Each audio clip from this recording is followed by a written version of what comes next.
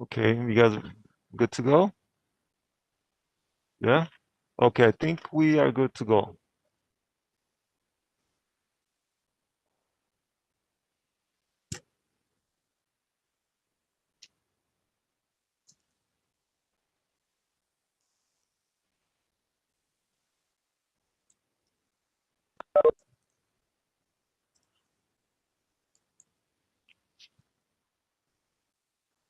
Okay, can you guys hear me? Yeah? Yes. All right. Good evening and welcome to the Monday, February 22nd, 2021, 6 p.m. regular meeting of the Bell Garden City Council. The meeting will now come to order.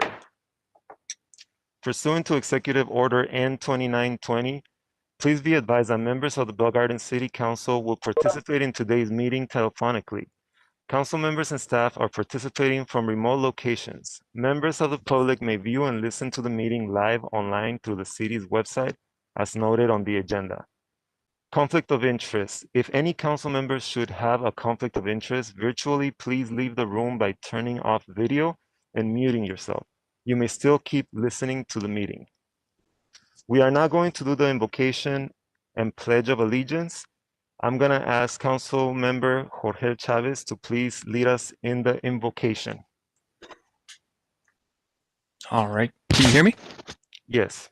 All right. If we may stand. All right.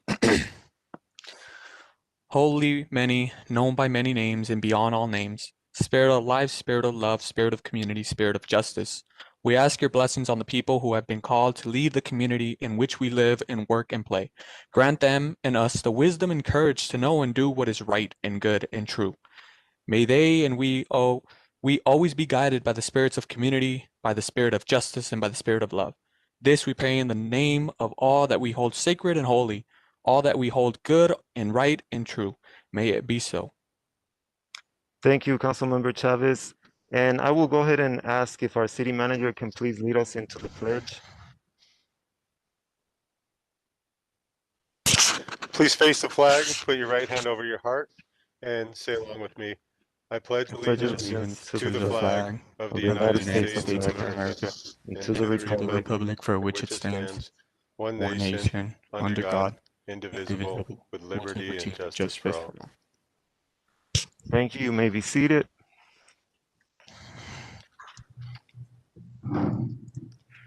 Madam City Clerk, can you please take roll call of the City Council? Yes, Mayor. Councilmember Chavez, Present. Cortez, Flores, Mayor Pro Tem Polito, and Mayor Barcena. Present. Thank you, City Clerk. If we can please now have a closed session report for the City Council and Successor Agency. Yes, thank you, Mayor, members of the City Council. With respect to the Successor Agency closed session, the Successor Agency received a briefing from staff, but no final action was taken tonight in closed session on either of the two items posted on tonight's agenda. With respect to the City Council closed session items, the City Council received a briefing on all items posted on tonight's agenda, but did not take any final action in closed session tonight. Mr. Mayor, with respect to the Successor Agency closed session, at this time, it would be appropriate for you to adjourn that portion of the meeting. Thank you. Okay, we'll go ahead and adjourn that portion of the meeting. Do we need to provide any more reports from closed session? That's it? Okay, thank you. City Manager, will you please introduce tonight's presentations? Thank you, Mayor Barcena. Tonight we have Mike Salazar from the Chamber of Commerce. He's here to give the quarterly report to describe what the Chamber's been up to and the benefits to the city. I'll turn it over to you, Mike.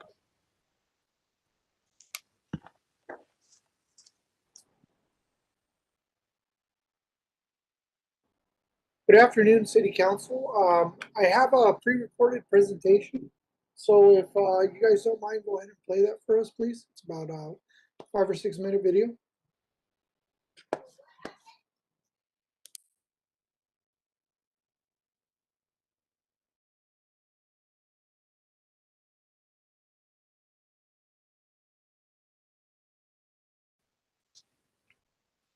Do we have a presentation in line to be played? It'll be right up, Mayor Barcena and Mike. Thank you.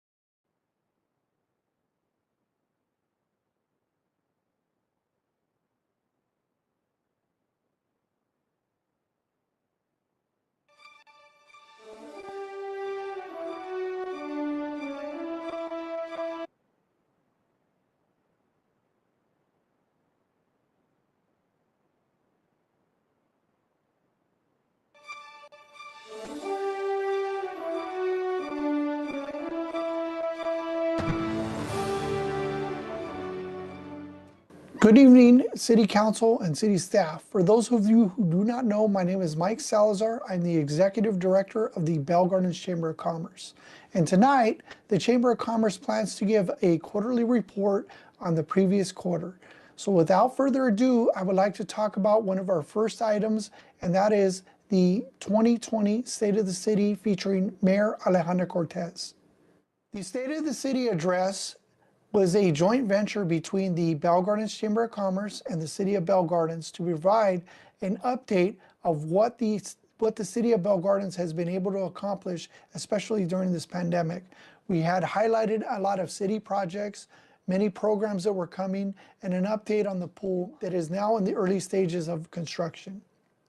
For more information, please visit the City of Bell Gardens YouTube page to be able to view the full program. Now, the next event I would like to cover is the Bell Gardens Chamber Coffee Connections. This event, it takes place every Wednesday at 10 a.m. via Zoom. Now, due to the pandemic, we were able to meet in person before, but now that has changed, it has actually worked in our favor. Before, they were able to connect with maybe a dozen or two people. Now that has translated to thousands of people. And the way the format works is everybody that attends has anywhere between 30 seconds to a minute to be able to talk about their business and present what they have to offer. And at the end of the program, we allow one of our guests to be able to present in detail for 10 minutes uninterrupted. Now, this has been gold for people that have been able to really lock in and really get in there and really show what their business has to offer.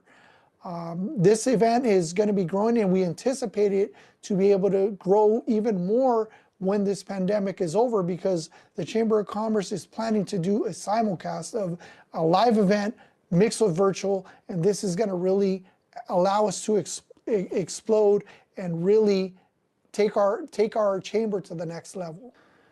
Now, the next thing I want to go ahead and cover is the disaster preparedness workshop held by the Chamber of Commerce and other chambers of commerce like Southgate, Compton, and Bell.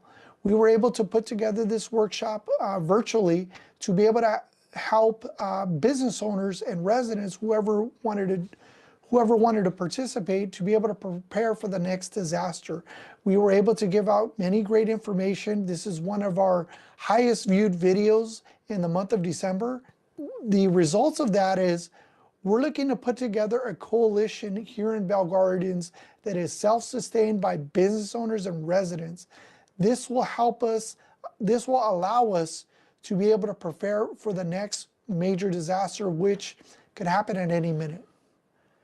And the last thing I would like to address when it comes to this quarterly report is the participation with the Chamber of Commerce and the Rio Hondo Vernon Rotary Club, which we do many great things around the holiday time. We were able to provide many food baskets to the Church of St. Gertrude.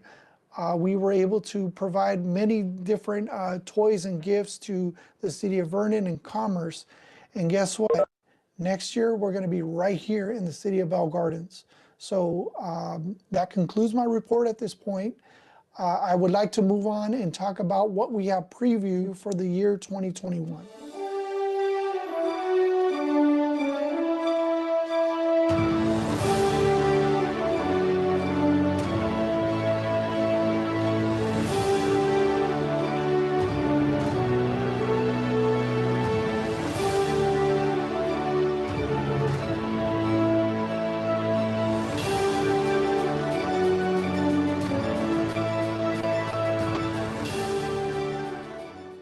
address the final thing is what is going to go on for 2021. And with that, I would like to give you a preview of what we have planned for the year 2021 and how this is going to look. Now, first off, we have our State of the City address with Mayor Marco Barcena.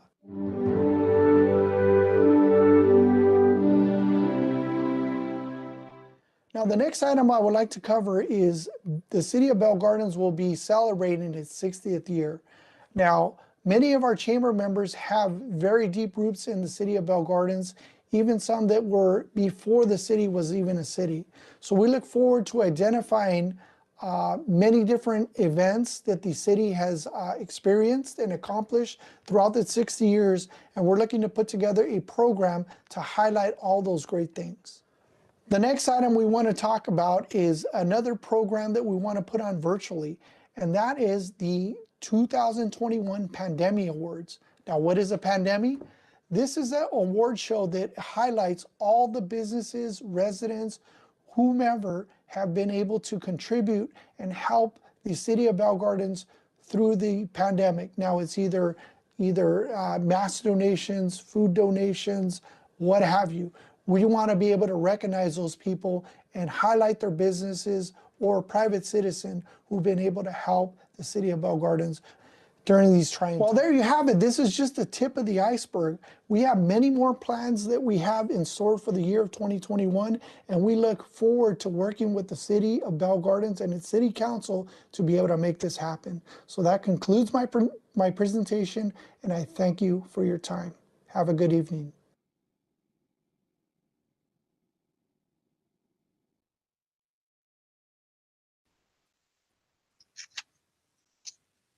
Thank you for that, Mr. Salazar.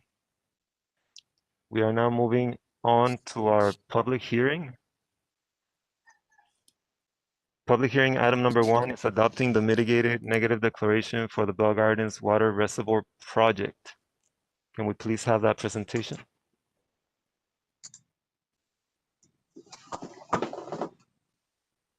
Thank you, Mr. Mayor, members of council. Tonight, we'd like to present a public hearing item based on a project funding that we received from the state of California. We received $500,000 to develop a plan for our well and our water system so that we are resilient and that our system is reliable. And tonight, I want to introduce Andre Dupree, who is our CEQA specialist, and he's going to go through the CEQA process for this project.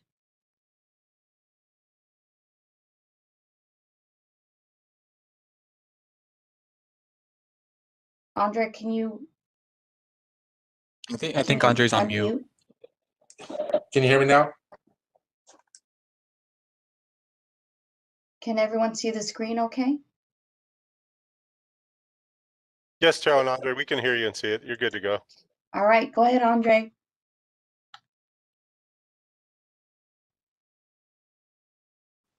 Andre, you got to unmute one more time. Okay, how's that? We got you. Can you hear me now? Yes. Okay. Okay, Mr. Mayor, honorable members of the council, Ms. Vu, I'm glad to be here tonight. My name's Andre Dupree, and I have our environmental specialist. His name is Al Armijo, who prepared the CEQA documents, who would like to walk you through this PowerPoint presentation tonight. And I'm going to turn it over to Al.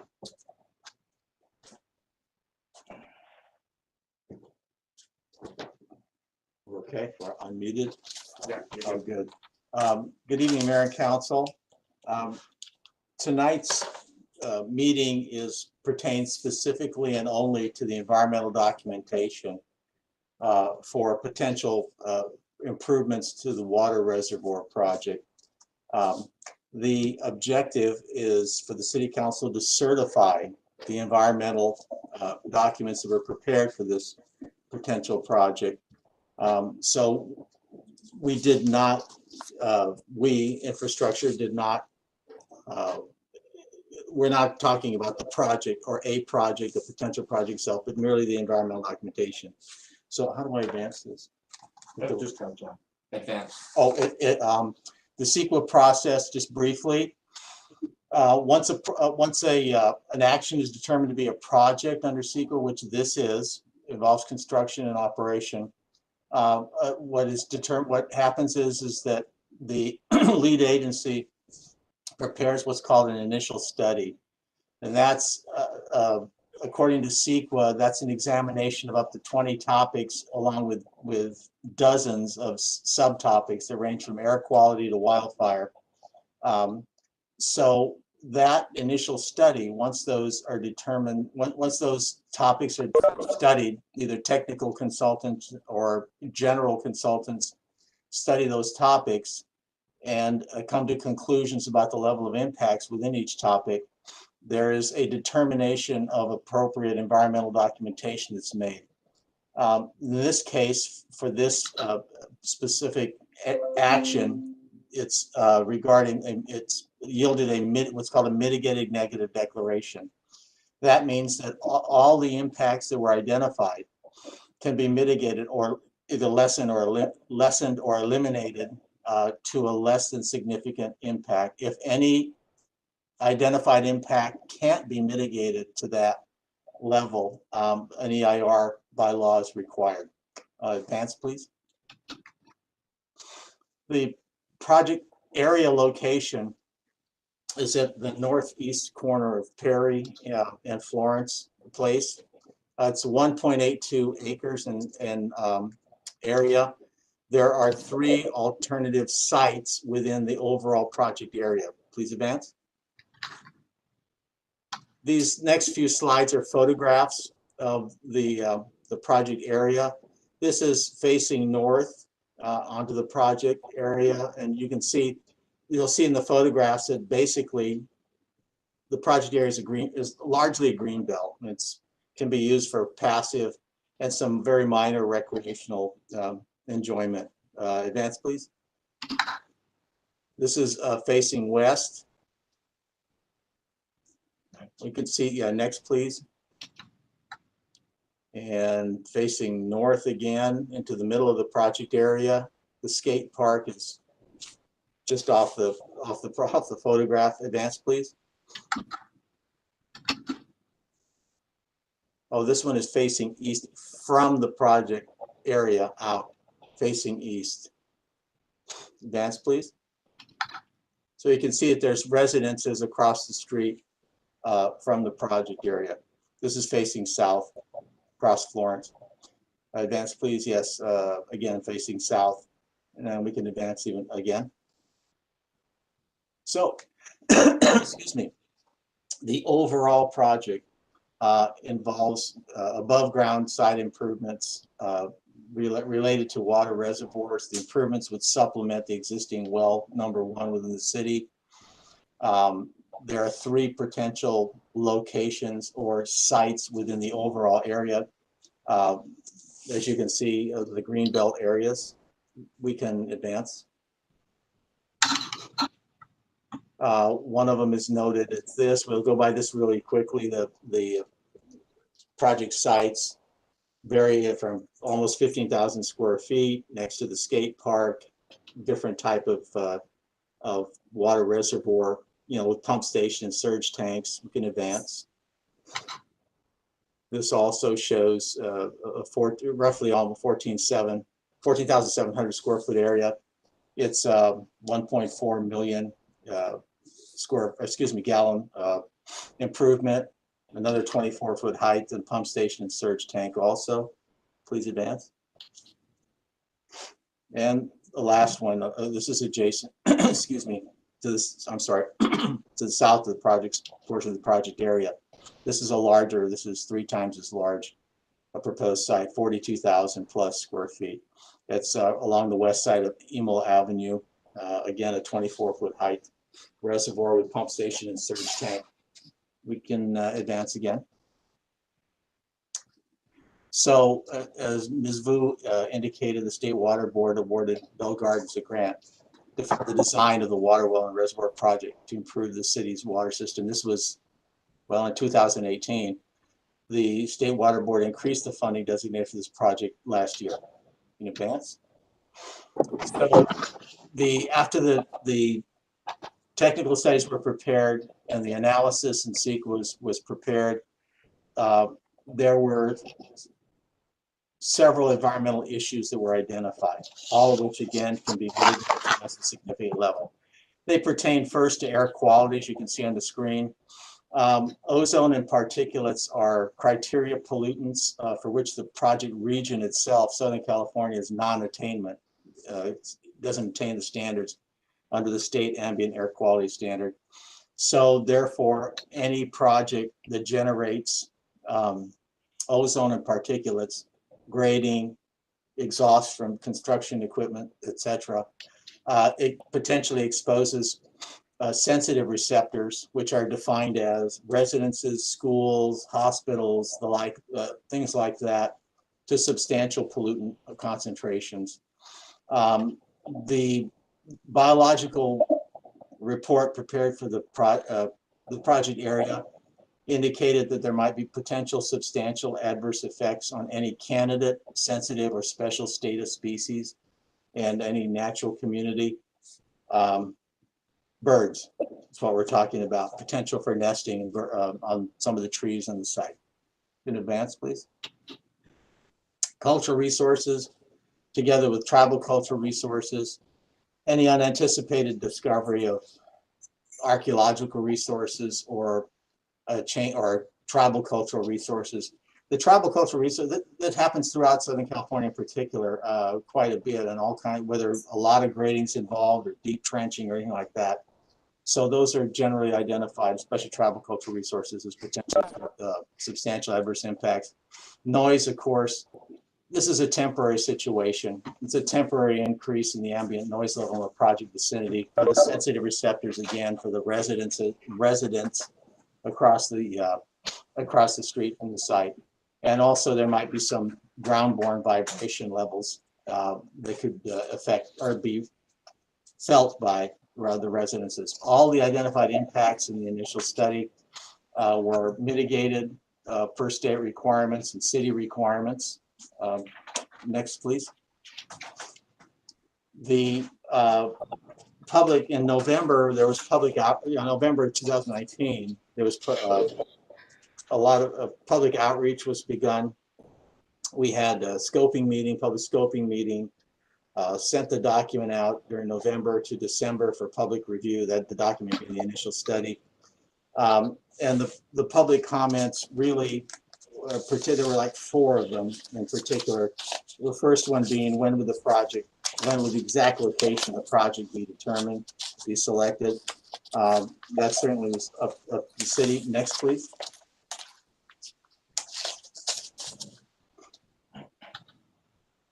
Would the residential water rates decrease as a result of the project? Again, that's not a topic under CEQA, so that was another comment though issued. When will construction take place? At that time, it was anticipated, we made a guess in the CEQA document that construction would have begun 3 or 4 months ago, but the pandemic has no doubt affected that. So that's still up in the air. The trees that would be removed would be replaced. Yes, generally they'd be replaced, but they can't, because of the potential biological situation. The trees can't be removed until it's secure. Until the nesting season is over with, assuming that the trees are used for nesting. Next, please. So with that, the recommendation is that the City Council hear all the public comment and certify the attached mitigated negative declaration as for the project area. We're here to answer questions if you have any. Does the council have any questions in regards to the presentation? Mayor Barcena, if I may. Yes, please go ahead. Thank you so much for the presentation. I remember I still kept the PowerPoint from a while ago. I actually attended the scoping meeting back in November 19, 2019. And I think maybe one of those questions that was asked was probably mine. I had a really quick question. Seeing as it's been close to it's been over a year, obviously, and the last year we had COVID. Why did it take so long to get this back to us? I'm just curious to know the scoping meeting was done back in November 19, 2019. You know, that's my question. Well, I'm afraid I have no answer for that. Andre, do we have an answer? Chow, maybe. Oh, Or there was technical studies that were involved thereafter. And that was what Albert had brought up with the biological, the tribal comments. We had meetings with them. So there's technical studies that were in addition to the scoping meeting that happened afterwards. So okay. So there's more reports that came thereafter. There's biological reports that we had to prepare as well. So there's different technical studies that were done thereafter. In terms of construction, we have to reapply for the construction funding through the state once it's been designed. So we're not even close to construction yet because we haven't even finished design. We don't know what the alternative is that's being selected, if it's A, B, or C. We do have a preference, but everything requires a basis of design to select the option that is most efficient, makes sense. It's strategically located to the current well that we have. So that's an additional design that we have to do before we even hit construction. And construction is a 14-month process. Everything will come back to this council. Once we finish design, we will come back to council to authorize for bid. And we also have to accept the funding for construction through the state of California. We don't know if the state will give us funding for construction. We're talking about $2 to $3 million. So that hasn't even been funded yet. So that's another process that we have to reapply through the state of California. So everything has been kind of been checked by the state of California. So we don't proceed unless the state has given us authorization to proceed to the next stage. Thank you so much for that clarification, Director Chow. I think I spoke with you at the meeting back in November in regards to this, that the state is very involved once it comes to these requirements and there's a process. Yeah, I just wanted some clarification. In terms of public comment or in the public being able to, have more information in regards to this, usually, once they start seeing the built in progress or they start seeing the trucks going by with the equipment, that's when it's a little bit more concerning. I'm curious to know if any more outreach meetings will be done afterwards so public can have a saying or a comment about whether it's through noise pollution or if this is going to impact their parking around the area, things like that, where, they're going to see big rigs coming down Florence Place, which they already are there. But I mean, more now that they're going to be stationed there due to the 14-month process of the building. And then also one other thing, will the skate park be impacted? Because we do, our community does skate. That's what I was wondering. And to your first question with the community, we can have a pre-con meeting before the construction phase. We'll have a community to let the public know this is happening. This is the duration. This is the anticipated noise. This is how we're mitigating dust. This is how, this is the hours of operation. We will invite the residents within the 500-foot radius for a pre-con meeting before that happens. In terms of impact to the skate park, Albert, is there anticipated impact to the adjacent skate park? Any mitigation measures? There are no mitigation measures because there was no judged impact at that. There's directly to the skate park. That's why there are no mitigation measures. Anything to do with recreation in the document was due to the fact that there'd be less area, right, for recreational purposes, even though it's passive, basically picnicking, somebody playing catch, whatever, small children playing in the area. So that was not identified to have an impact specifically on the skate park. Okay, thank you so much. That was all my questions. I appreciate your clarification. Thank you. I will go ahead and officially open the public hearing. I apologize, Councilmember Chavez. I I was asking for any questions in regards to the presentation, but I do see that now they are more of council comments. So I will go ahead and open it up. At this time, I will open the public hearing and public comments. Is there anyone wishing to speak on this item from the public? There is no one wishing to speak at this time, Mayor. Okay, thank you, Madam City Clerk. I will close public comments and the public hearing. We will now move on to council member comments. And if Councilmember Chavez still has any comments, or any of the other council members have any comments or questions in regards to the presentation, please let us know. Okay, if there are no further council member comments, may I have a motion to waive further reading and adopt the attached resolution adopting mitigated negative declaration relative to the Bell Gardens Reservoir project? And I'd like to motion. Oh, Motion by Cortez, may I have a second? second that? Second by Jorge Chavez.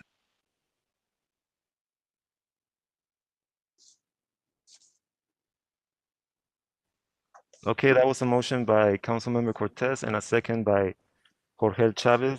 And Mayor, I just Yes. want to make sure that the record's clear that the motion is to approve staff's recommendation on this item, correct? That is right. The motion was to approve staff's recommendation to adopt the attached resolution adopting mitigated negative declaration relative to the Bell Gardens Reservoir project. Thank you, Mayor. You're welcome. And I will go ahead and call roll. Council members Chavez, Yes.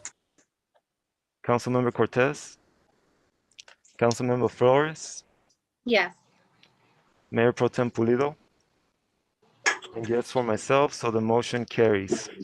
Mayor Barton, before we continue, I cannot, I think the microphones for both Mayor Pro Tem and Councilwoman Cortez might be off because I'm not hearing their motions. Okay, thank you, Councilmember Flores. You guys can just do me a favor and check. Sometimes I don't have this microphone pointing in the right direction, but go ahead and check that out. And I can't hear you. I can't hear you. So maybe something is wrong. If we can have someone look Testing, at is my audio this. coming through? I can hear you now. Okay, We can hear her. Yeah. I could I hear heard you. her now. It's No, it's backwards. Okay, great. Thank you. Good troubleshooting here. We're gonna move on now to public participation on agenda items only. Madam City Clerk, do we have any speakers that have requested to be called?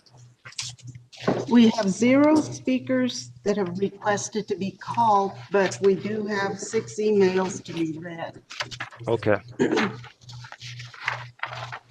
So the first one is from Jason Vasquez.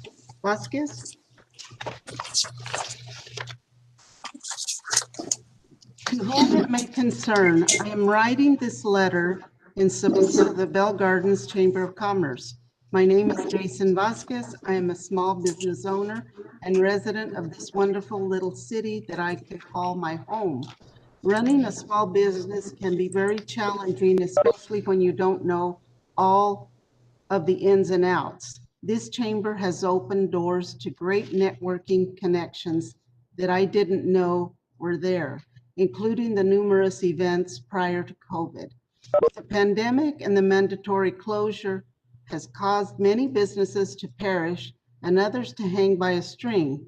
With help from the great people that lead this organization, we have remained optimistic, and I have been able to keep pushing forward with innovations such as the online coffee connections, where we meet weekly.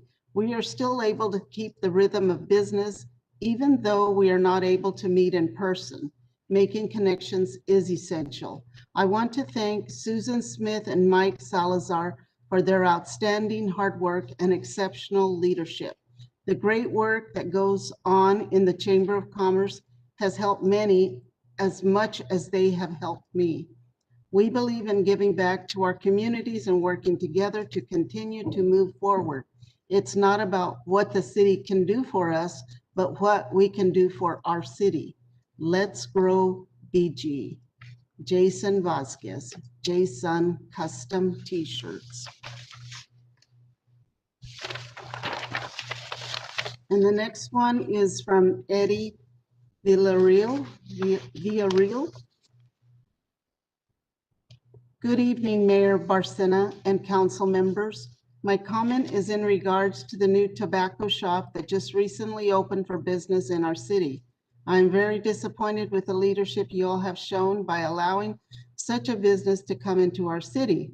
It is a well-known fact that the purpose of this business is to use it as a front for the sale of marijuana, just like the cell phone repair shop on Florence Avenue right in front of our school, BG. It seems to me like everyone knows what's going on in our city except for you all. You're so disconnected from the real issues of this community, and it's shameful. How about bringing our programs for our kids, our seniors? How about a fitness center? I demand that you all take immediate action in regards to this shop, as well as to the cell phone repair shop, which has been around for close to 2 years. Remember, you're there to represent me and the rest of the community and not yourselves. Our kids and our seniors deserve better. Thank you, Eddie V. And the next one is from Diane Flores. Hello, my name is Diane, and this email in regards to item number 8, summary of tobacco shop uses. Tobacco shops are what cater many people into their addiction to vaping, tobacco, e-cigarettes, etc. Bell Gardens does not need a business like this. The effects of nicotine is considered a public health risk. 2,807 cases of vaping lung illnesses are reported so far across the state, and over more than 200 cases in California. Why would we want that for our people? Many cities have officially banned tobacco shops in their cities. It's time Bell Gardens does the same.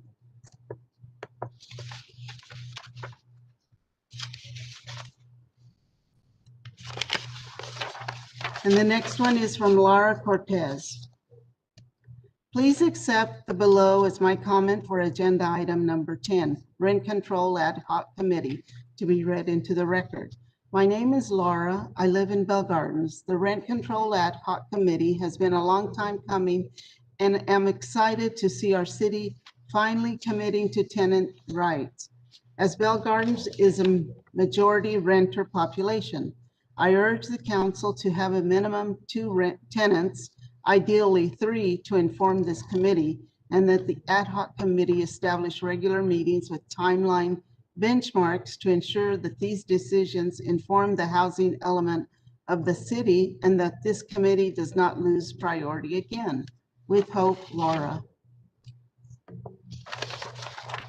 The next one is from Jocelyn Del Real. Hi, Jane. I wanted to submit my item for item number 10. Hello, my name is Jocelyn, and I'm a resident of Bell Gardens. I want to comment directly on the ad hoc committee, but first wanted to express frustration by the recent housing element workshop that took place. The community was invited to participate. However, folks couldn't access or call into this meeting as the phone lines weren't working, and the postcards sent to the community didn't specify the deadlines for comments. Not one comment was able to go through from community members in this meeting. If this is meant to meet the housing needs of the city, we are going to need to go beyond the 2 housing element workshops. One which had no community input during the workshop. With this ad hoc committee, we would have a working group of community members to continue to assess these projects, and I urge the city council to include more tenants within this ad hoc committee. That should be an important component to keeping our housing element process accountable and ensuring that renters are represented as well. And the final email is from Jasmine Gonzalez.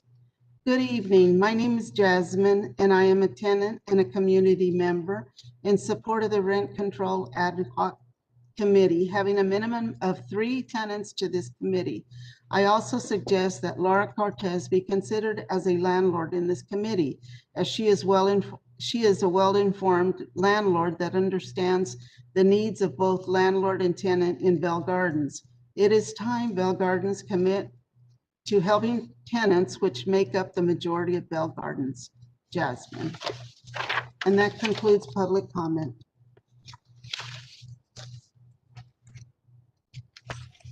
Thank you, Madam City Clerk.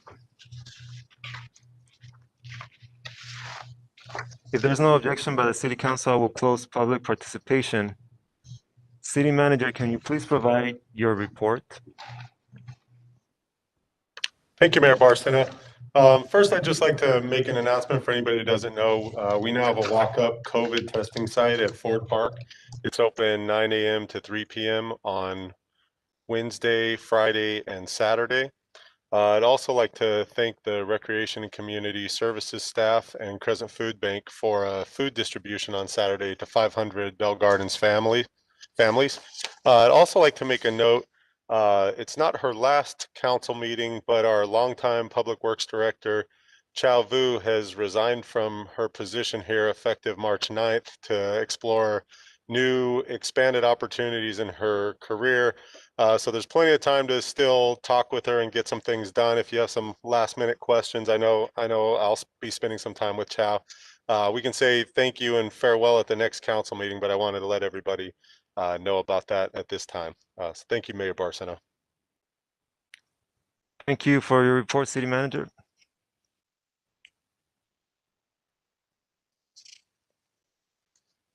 We will now move to the consent calendar. Does any member of the City Council wish to pull an item for separate discussion?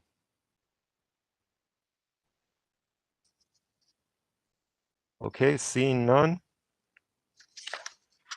we are going to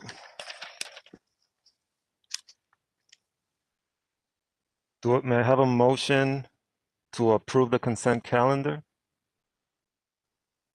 I will go ahead and make a motion to approve consent calendar items 1 through 6. I'll second that motion. Cortez. Okay, I will go ahead and call a roll call. It was seconded by Cortez. Councilmember Chavez? Yes. Councilmember Cortez? Yes. Councilmember Flores? Yes. Mayor Pro Tem Pulido? And yes for myself, so motion carries.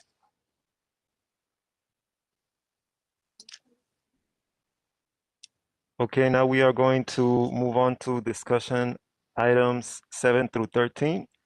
And before we do that, I would like to make a note for my colleagues, just a point of order based on previous meetings.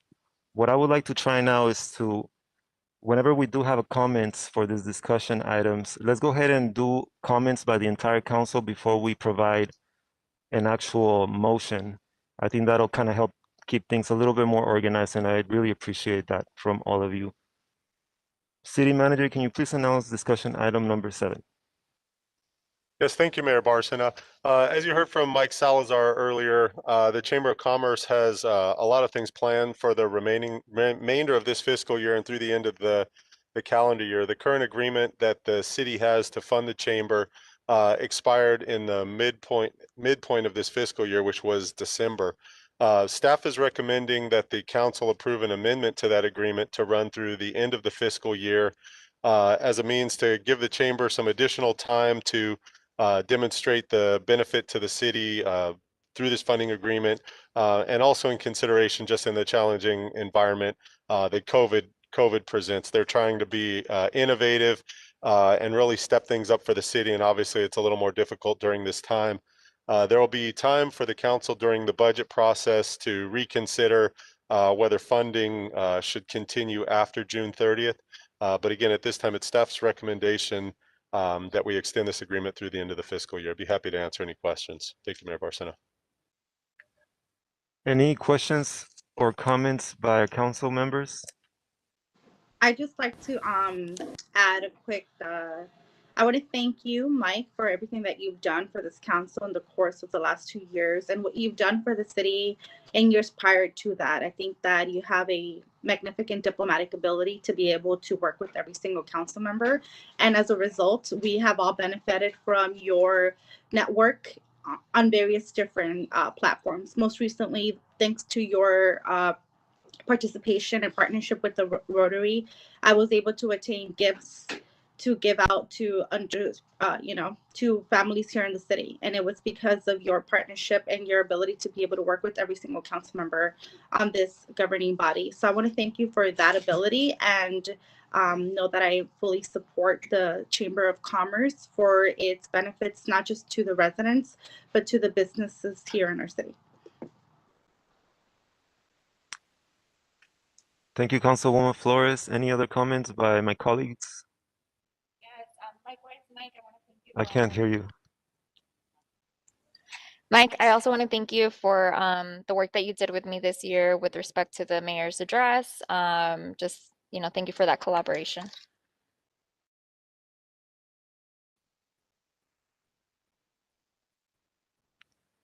Mike, I want to thank you for the services that you have been providing the city, and I do appreciate everything that you guys do. So, unless there are other comments from my colleagues, are there any motions that anybody would like to make? I'd like to motion to approve to the next funding, the next fiscal year. Okay, I will go ahead and second Councilwoman Flores' motion. Can we please have a vote? And we will start with Councilmember Chavez. Yes. Yes from Chavez. Councilmember Cortez. Just 1 second, Mike, how much is this, our Mike, sorry, how much will this extension cost us from here until June? Yes, Councilmember Cortez. So this would cost $15,000. So the annual agreement's $30,000. It's $7,500 per quarter.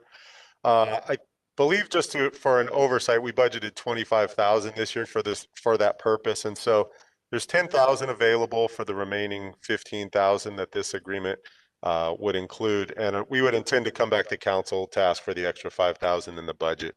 We could cover it with existing savings if we needed to, but we'll ask for that in the mid-year budget. Thank you, Mike. It's a yes for me. Mayor? Okay. Yes, sir. Again, just for the sake of clarity, I just want to clarify that the motion includes the approval of the resolution and also the authorization to approve the second amendment to the services and funding agreement, correct? That's correct. Okay, thank you. Thank you. So that was a yes from Councilmember Cortez. Councilmember Flores.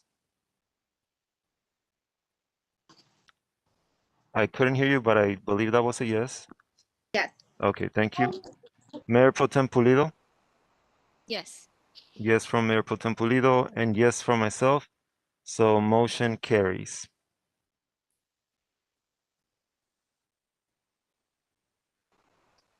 Mike, we look forward to continue to working with you. Thank you, guys. Appreciate it.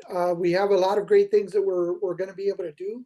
We have the infrastructure to do a lot of video programs to really get the message out from whatever the city's been able to do. So, I feel kind of bad because the presentation that I did was really good, but it was very choppy when it came out on the live feed. But I'll get an opportunity maybe and post that on our YouTube channel or whatever, if that's okay with you. Thank you, Mr. Mike Salazar. That would be great if we can have a link to that, and we'll be happy to share it on our social networks and perhaps the city as well. So thanks again. And now we'll be moving to item number 8, which will be presented by our city manager. Thanks again, Mayor Barcena. So there's been a topic of discussion at the last council meeting, and then also I think you heard some public comment earlier regarding a tobacco shop that exists in the city of Bell Gardens. We understand that there's one tobacco shop currently. I'm going to turn this over to our community development director, Gus Romo, to describe what steps to give you a little bit of background information, describe what steps the council has available in dealing with these types of issues, specifically related to tobacco shop. Go ahead, Gus. Thank you, Mr. City Manager. Honorable Mayor, members of the City Council, I know this concern has been brought up to us by some residents, and what we've informed them is that the city's current code currently and in the past has always allowed tobacco shops as a permitted use. They're considered a retail use. So tobacco shops and their accessories are permitted by right. And if they're going within an existing development, all we need to look at is if they're doing any tenant improvements to the building. If not, then they get their business license and they go forward. In this case, the one tobacco shop that we have here in the city obtained its seller's permit from the state back in November and its business license from the city in mid-January. So I understand the concerns that some residents have about these shops all of a sudden turning into something else. But I'll tell you that this particular user has 3 operations and they all do them with permits. They're very transparent, they're open. Unlike other shops that open up without permits, that the city then finds out through resident complaints, and they come under the guise of other uses. So this shop, again, is tobacco only. There's no other thing that's sold. Although some residents have indicated, oh, there might be cannabis and so forth, that is not allowed in the city, and it would not be allowed by this shop. So in the staff report, I provided a list of other, I should say, other shops within the vicinity. And we found that in Bell Gardens, this is the only shop. There are other cities like Cudahy, Downey, Bell, and Maywood and Huntington Park, as well as Southgate, that have other shops within the region. So within the region of this Southeast LA area, we have a total of 10 shops. But again, in the city of Bell Gardens, only 1. The steps to take if you want to prohibit this type of use is to amend your zoning code. Again, currently it's allowed by right. You would have to bring forward an amendment to the code to either conditionally permit it or to identify findings to prohibit it. So that concludes my report. Do you have any questions? I'd like to, Mayor, if I may. Yes, please go ahead. We're gonna open it up to council comments now. Go ahead, Okay. Councilmember Thank you, Flores. Mayor. So I just want to thank the people who called in and spoke about this item. I want to put some things into perspective just because I share the sentiment of some of the callers. In one shopping center, we have a 7-Eleven, a massage parlor, a pharmacy, a pizza joint, and now a smoke shop. And just across the street, we have a liquor store. And on the other corner of that street, we have a meat market who sells a lot of alcohol. Now, still on the same block, we have multiple vacant properties, some adjacent to the back of the shop, and a few feet down, we have a motel. Now, you see, and also we have another massage parlor down the street, and then we have our beloved casino. And you see, none of these are issues or concerning, but combined, I feel that they become a magnet of negative activities. Maybe something like robberies, drug use, and other crimes in our community, rendering them unsafe for our residents to walk by or visit. And I feel that is a deterrent for investors to build. And ultimately, the question that we have to ask ourselves is this beneficial to the community? And I keep asking myself that question, and it's not. It's not beneficial to our youth. It's not beneficial to our families. And there's nothing that we can benefit from these types of businesses in our city. Now, we do know that the tobacco industry does tend to target certain types of communities, mostly Black and Brown communities. And, this is not to take away from the business owner of this smoke shop. This is more to protect my residents. And I do feel that because they did attain their businesses within their lawful rights, perhaps we should not become a nuisance to them as of right now. But my hope is that we can pass an ordinance that would prohibit any more smoke shops within our city. We're only 2.2 square miles, right? It's very small. There's no need for 2 smoke shops.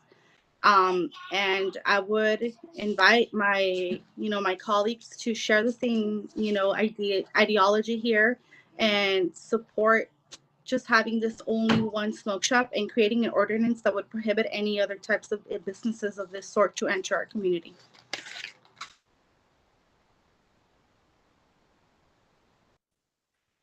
Thank you, Councilmember Flores. Do we have any other comments from our colleagues? Okay, do we have any motions that anyone would like to make? I'd like to motion to create an ordinance that would prohibit any more tobacco shops into the city. So maybe amending the zoning code so that no more, not any other businesses of this type can come in. Okay, so Councilwoman Flores is motioning to create an ordinance to prohibit future businesses with tobacco shops from coming into the city.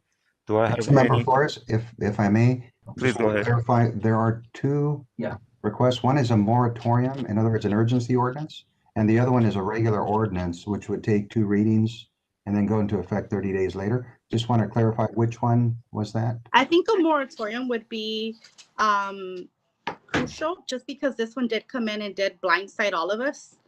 To avoid that, I think that maybe we should push a moratorium so that it can go in effect immediately. Okay, so that would be alternative number 2 on the staff report.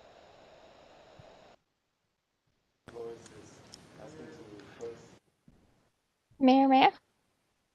We have another comment by Councilmember Cortez. Please go ahead. Actually, it's a separate motion. I just want to see if Separate there's an motion. opportunity to bring this item back. I would like more time to digest this information, just look Okay. over the staff recommendations. I don't know if that's a possibility for us to continue this item. Yeah, I think we can take that motion to table the item and bring it back. So I will go ahead and ask for a second for Councilwoman Flores, which is to request staff to prepare and present an urgency ordinance at the next regularly scheduled council meeting to establish a moratorium on tobacco uses while further research takes place. Do I have a second for that? Okay, seeing none, I will go ahead and move to Councilmember Cortez' motion, which is, did anybody have a comment? Yeah, I do, Mayor Barcena, if I may. Please go ahead. I had a quick question, and maybe this is just something that we could probably do, seeing as, you know, there's been a public response to this tobacco shop.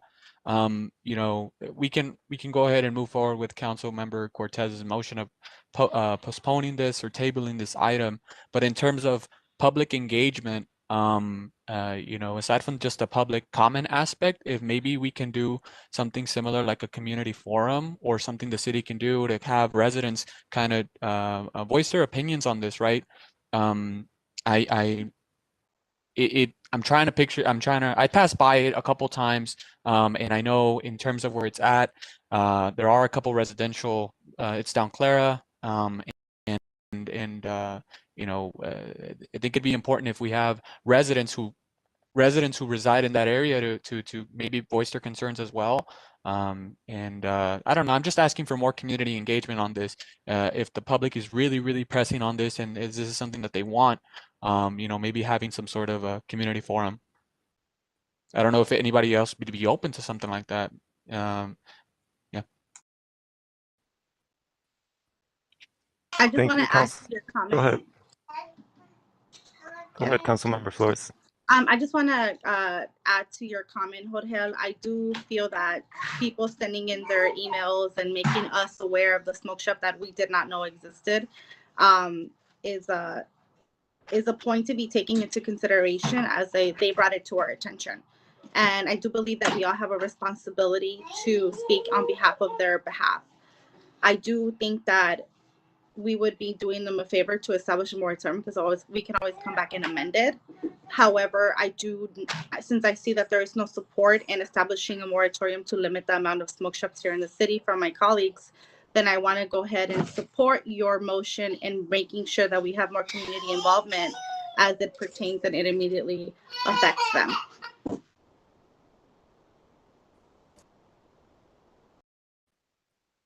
Mayor Barcena, if I may. Go ahead.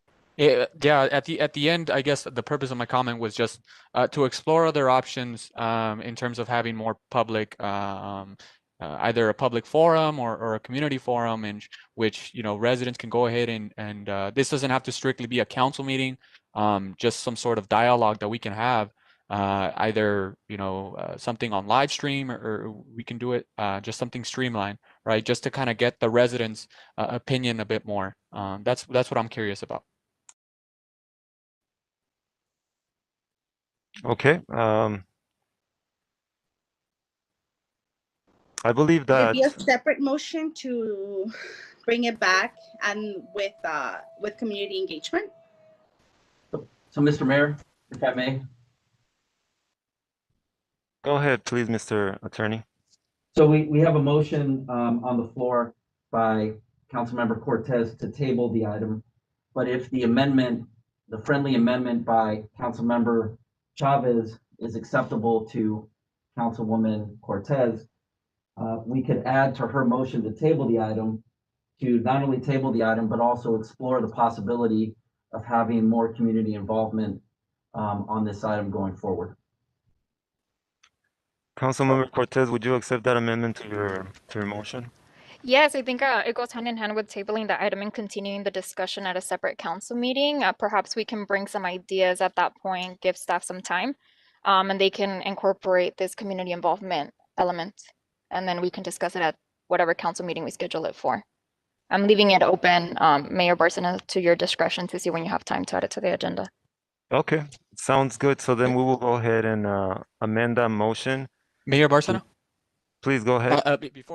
Before we continue, I just kind of want to have any sort of input that maybe my Vice Mayor Pulido can kind of chime in. Her having been on the council previously and worked with the other administration, if there's any sort of in the past, if there had been any cases where residents had called her or called the previous council and, hey, you know what, tobacco shops, we don't want that in our city or anything like that. And I'd also invite you, Mayor Barcena, if you have any input on the tobacco shop. Or in a case where, maybe we should consider having more community engagement.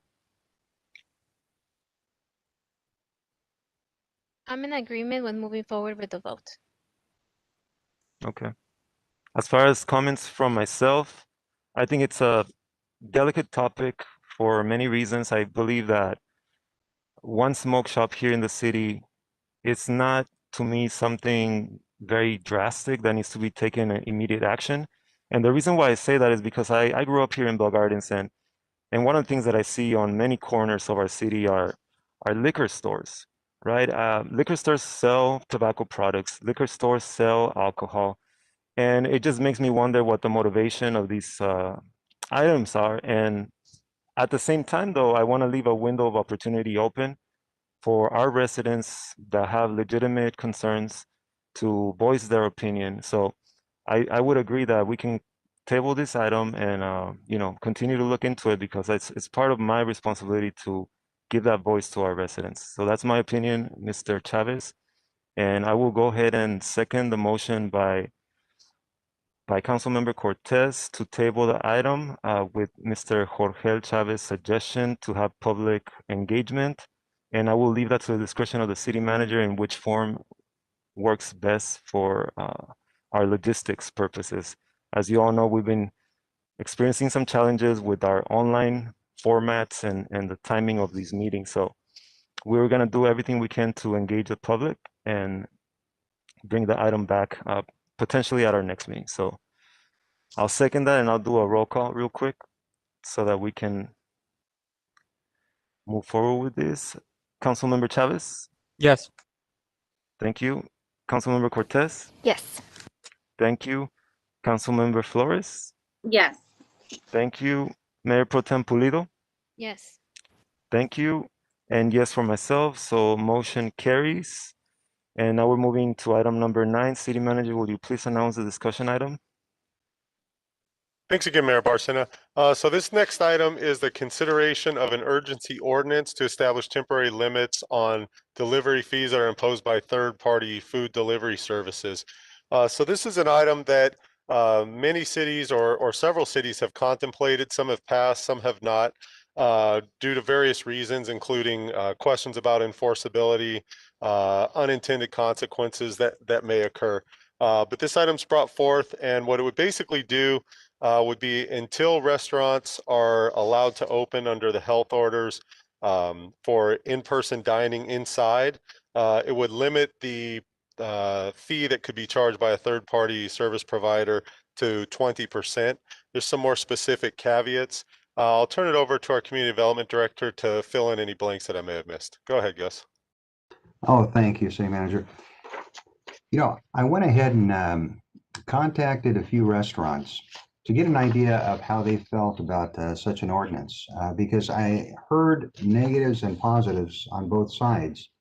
And one thing that we had found out from some restaurants is that they are concerned if there is a limit that's placed on these delivery services, that the delivery services will choose not to do business in Bell Gardens, and therefore they won't have this amenity to provide to their customers. On the other hand, there are some restaurants that have indicated support for such an ordinance, feeling that they do feel they're being gouged, and in turn, they're turning that fee over to their customers. So now the residents are paying more for that same service. But keeping in mind too that there are several services out there that provide the third-party delivery. So there's also a choice. If a business would like to go with a service provider that costs less, they are welcome to do that. And there are different costs. There are some services that provide a flat fee per month, and then there are others that are based on a percentage. So again, we're putting it out there to see if the council would like to look at an urgency ordinance to establish this temporary limit, knowing very well that it's not enforceable by city staff. It is something, though, that gives the restaurant the ability to go forward on a suit with that individual business if they do not comply. Other than that, if our city attorney has any comments, our city attorney, Stephanie Vasquez, prepared the ordinance for us.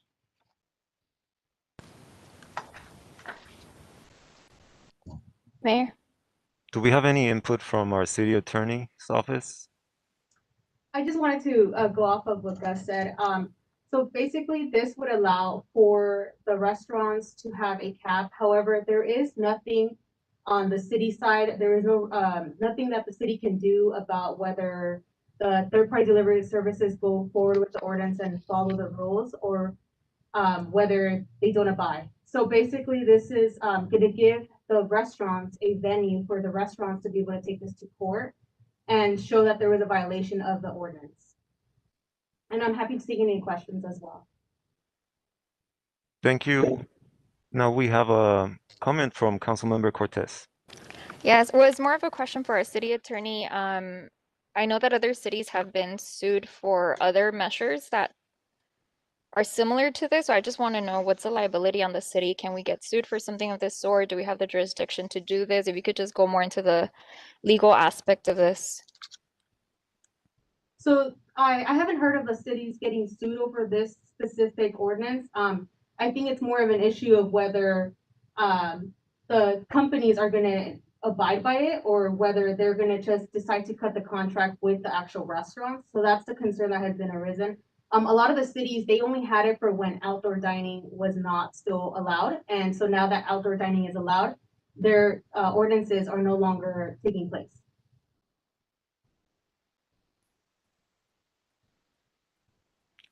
Do I have any other comments or questions from the council? If Mayor Barcena? Go ahead, Mr. Chavez. Quick question. This is to Director Romo in regards to other cities that have passed similar ordinances. So it's there's two kind of ordinances that could have been passed. One that could have essentially been lifted once outdoor dining has resumed, which, you know, for some cities that was probably the case.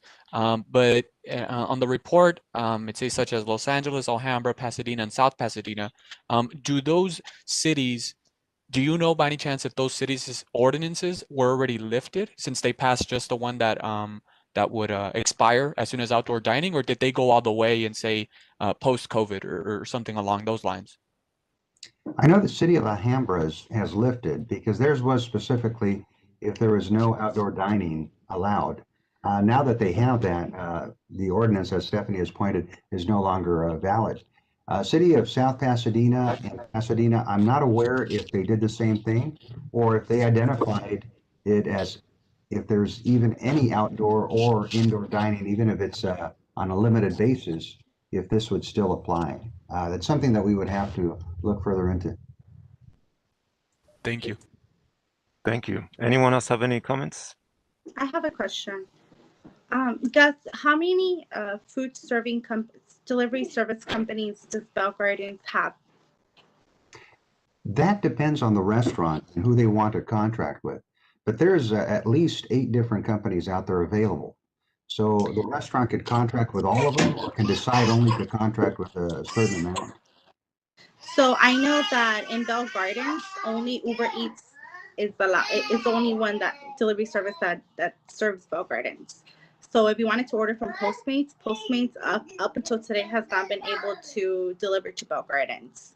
So let me ask you a question. In percentile, looking at options, I think A, B, or C, if it says any combination of fees, commissions, or costs that to total more than 20% of the purchase price of each online order, fees, commissions, or costs includes a delivery fee. So what would that look like in terms if I order a $30 meal from Tacos de los Altos? What would my delivery cost look like if it's 20% of that? Can you do that math for me?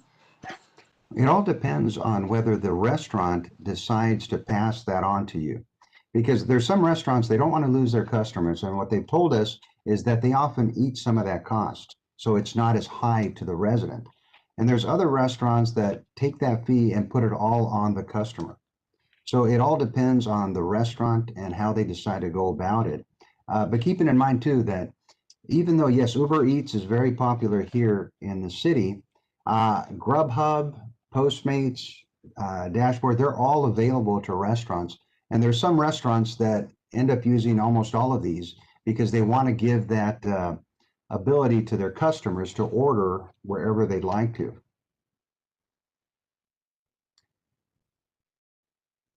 Councilmember Flores, I think also just simple math was $6 on your $30 question, if that's what you're looking for. So what I was trying to get at is that those are an additional $6 that we have to pay for this meal, or the restaurant has to lose because they have to deliver, right? So I feel that perhaps we should maybe pass an ordinance that would be for instances and when restaurants are to close again. So right now that they're open, I think that maybe we should leave it as is, but maybe still adopting this in the event that COVID does have another surge and our restaurants are closed and they have to feel the weight of this fee once again. That would be my motion to support and help the businesses of our city.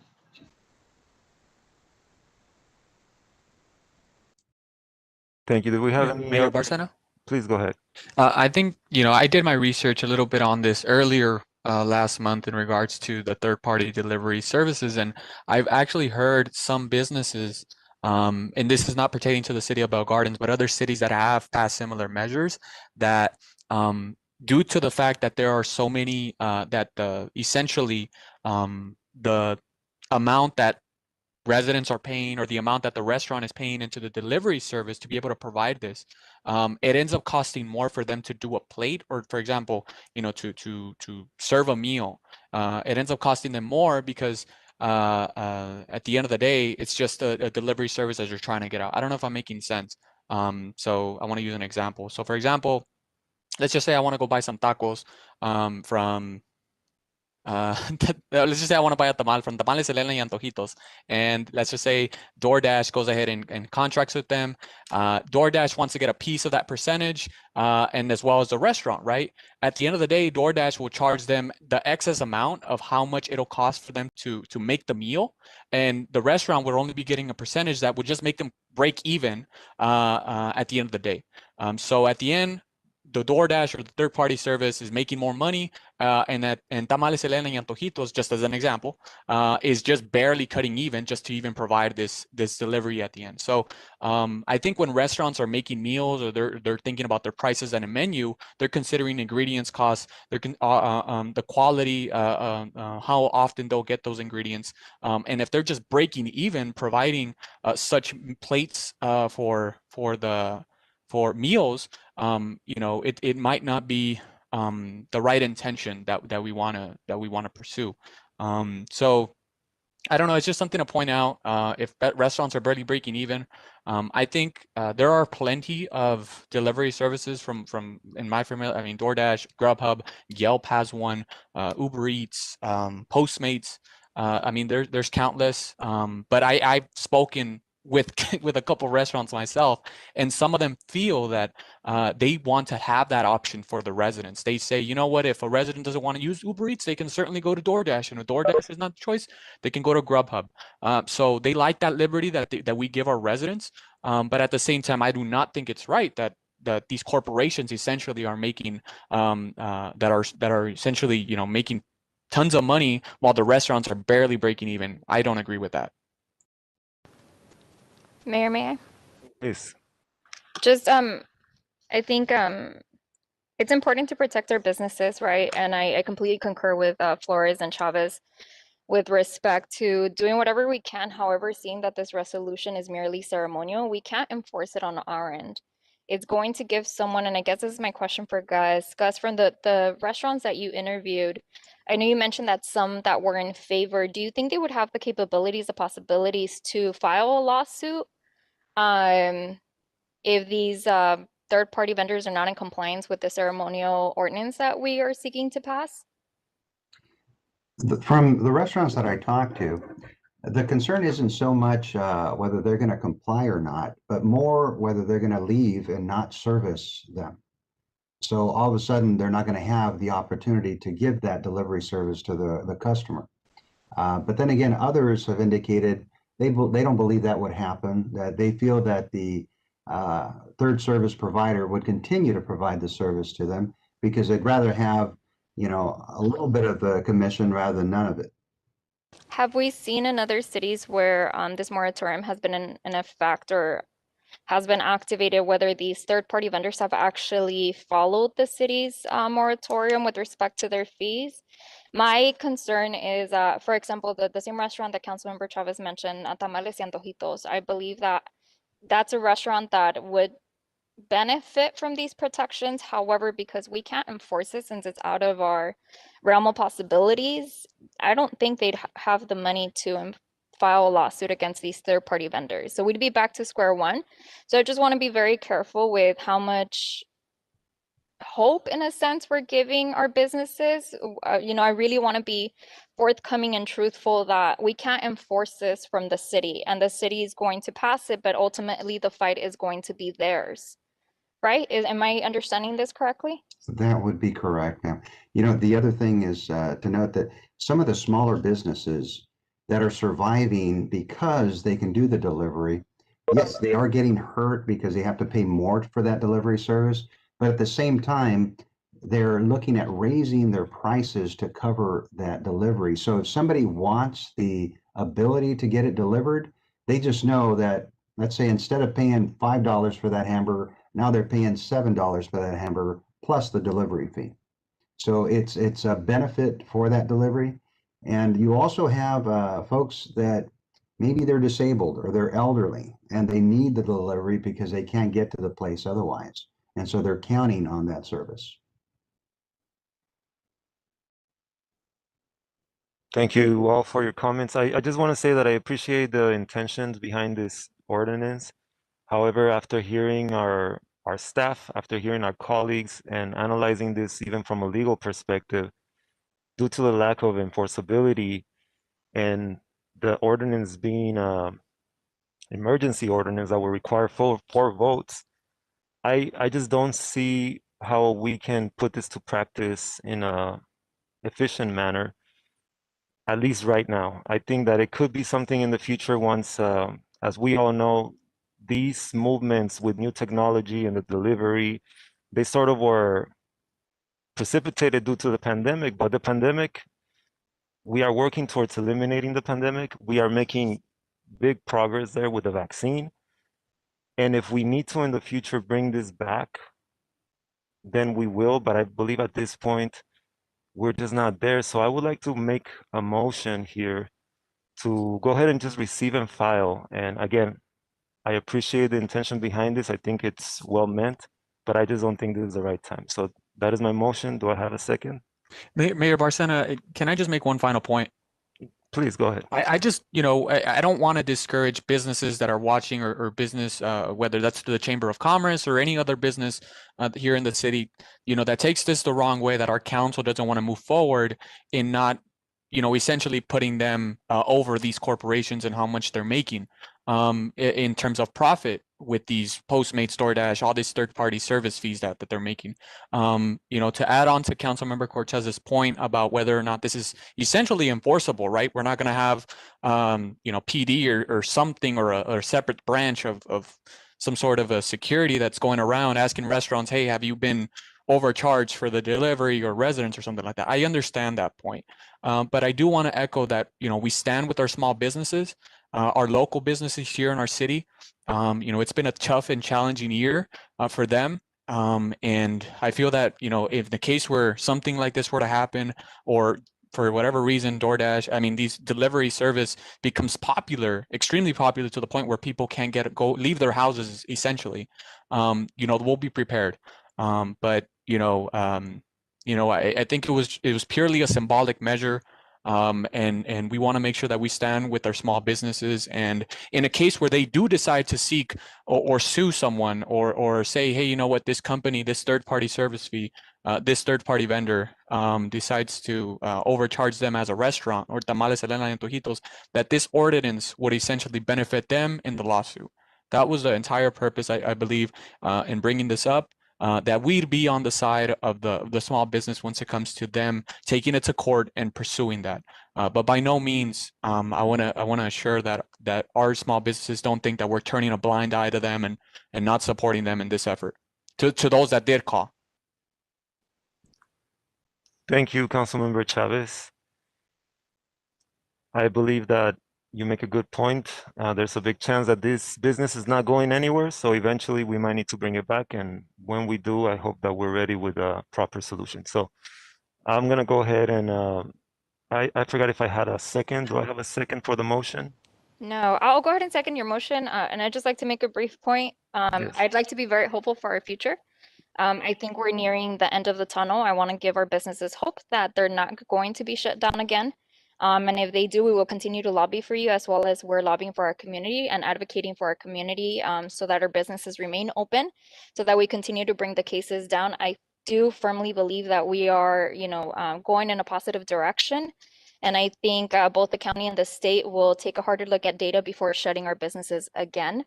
So I'm very hopeful with regards to that. So I do hope that we don't have the need to bring this item back, because then that means that our restaurants are open. And yes, we support our business community 100%. I think we've shown it. We supported our Chamber of Commerce today, and we've done, and I want to thank our Community Development Department. We've been working very hard with our business community in this past year, the pandemic. In the beginning, when we had to shut down all of our businesses, we made personal phone calls, we made personal visits, we informed, we sent emails, and I was part of those efforts as well. We sat down, I pulled a list from community development, and I made phone calls to businesses. So we've been there with them one-on-one. The work has been done. It's not advertised. We don't have time to advertise all the work that does get done behind closed doors, but I do want to highlight our city manager and our community development, because they did take that lead when it was time to shut down our businesses. And they had so many questions, and we did letters, we did in-person visits, we did phone calls. So much work was done to support them, to inform them of the law. It even took, walking over the actual ordinances that were being updated to our businesses sometimes when they didn't have it. So there is a lot of work that's been done, and I think they know that we support them. And with this one, it's just about being forthcoming, that this is not something that we would be able to enforce, but we'll continue to monitor the situation. So with that, I second that motion. Thank you, Councilwoman Cortez, and I will go ahead and ask for a vote. Councilmember Chavez, Yes. Councilmember Cortez, Yes. Councilmember Flores. Because I did promise certain businesses my vote, I'm gonna have to vote no on this. Understandable, thank you. Mayor Pro Tem Pulido, Yes. thank you, and that's a yes for myself, so motion carries. And now, City Manager, would you please announce discussion item number 10? Thanks again, Mayor Barcena. So this item relates to the city's rent control ad hoc committee. It's probably been close to a year around the time that COVID really started, that the last committee actually met, and we have a need to replace the council member, one of two that were named to this committee. Also at the same time, I'm going to ask our community development director just to give a little bit of background to the council, especially for the two newer council members to talk about the makeup of this committee, and then also open it up in addition to nominating a new member from the council to give an opportunity if the council sees there to be a need to reconfigure the way this ad hoc committee looks. So if you could take it from here, Gus. Certainly, sir. Well, the ad hoc committee was created when city attorney had reported to the city council back in 2019. This was the beginning of 2019, that a potential rent control bill was coming forward by the state. And so in preparation for that, an ad hoc committee was created with 2 council members being on there and a tenant and a landlord. And at that point, they went forward and the governor signed the bill in September of 2019. So at that point, it was indicated that the law would become effective on January 1st, 2020. So a lot of landlords started the process of evicting because they didn't want to be stuck with low rents and not be able to raise more than the 5% that had been allowed by the law. So when that happened, city staff immediately put together an urgency ordinance to protect those tenants. And so in October, the council adopted that urgency ordinance, and we limited the rent increase to actually less than what the state law would have been. It was at 3%. And the council it was a 45-day urgency ordinance, and they went ahead and extended just till the end of the year to make sure that it was enough time so that when the law went into effect in January, those tenants would be protected. However, the council went ahead and didn't do a new ordinance because we wanted to see if we could test out what the state had adopted, if the protections were going to be enough. And then all of a sudden, COVID hit. So everything was put aside, and the eviction moratorium and the rent freeze by the state came along. So the protections were in place. However, now we've gotten comments from various activists that believe that the state's law is not enough, that there needs to be more protections. So they've asked us to reconvene the Rent Control Ad Hoc Committee to see if a city ordinance could be considered.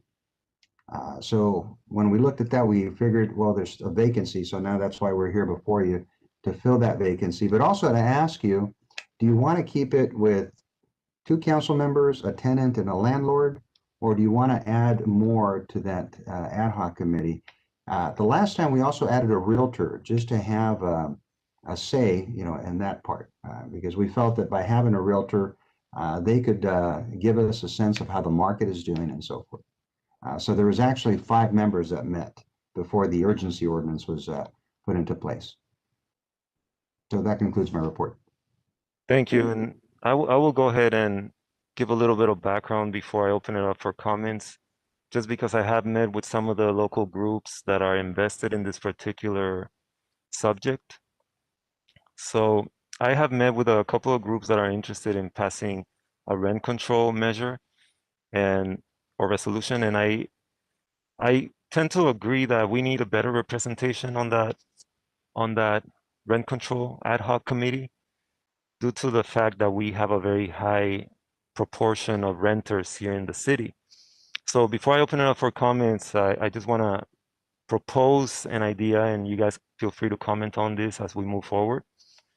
We currently have 5 members of the ad hoc, 2 of which are council members, and the other 3 are 1 tenant, a real estate agent, and a landlord. And I want to comment on the real estate agent because I didn't understand that at first. But the reason why it's so instrumental for the real estate agent to be there is because there are certain realities of the housing market that they might be more familiar with. So they're there to provide that additional perspective to the ad hoc, which leads me to my next scenario. We would like to have that ad hoc reflect our population a little bit better.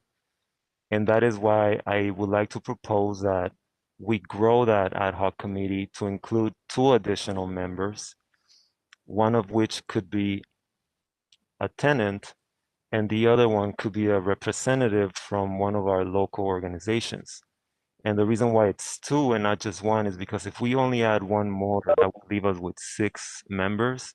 And if there's some sort of vote that takes place, then that will be a little bit of a tie there. So I would like to keep it at an odd number while also maintaining the real estate agent position on there. So something to think about. I'll open it up for comments before I make the actual official motion. Do any of you guys have any questions for Gus or any comments on what I have mentioned here? Mayor, may I? I do want to give some background also as well. I sit on that ad hoc, and I do want to mention for the rest of the council, as you may not be familiar, the landlord that we have, and I know this discussion came up with one of our community groups, the landlord that we currently have, she's a small landlord, so she's first-time landlord. She's monolingual, speaks Spanish only, so that's representative of our monolingual community. I was interpreting for her the last time that we had the meeting. So I do want to mention that we do have that component, that the landlord that is currently on our ad hoc committee is a small landlord, monolingual, first time. It's her and her sister that own a set of apartments. So that's the landlord that we do count with. I also like to concur with Mayor Barcena that the real estate agent provides somewhat of a neutral lens that mediates between both the landlord and the tenant, and then provides the reality of what the market is out there and certain issues that are going on. And then also, just to mention, none of the council represents the landlord aspect. None of us are landlords, at least not to my knowledge. And I think we all have similar living situations. So just putting that out there.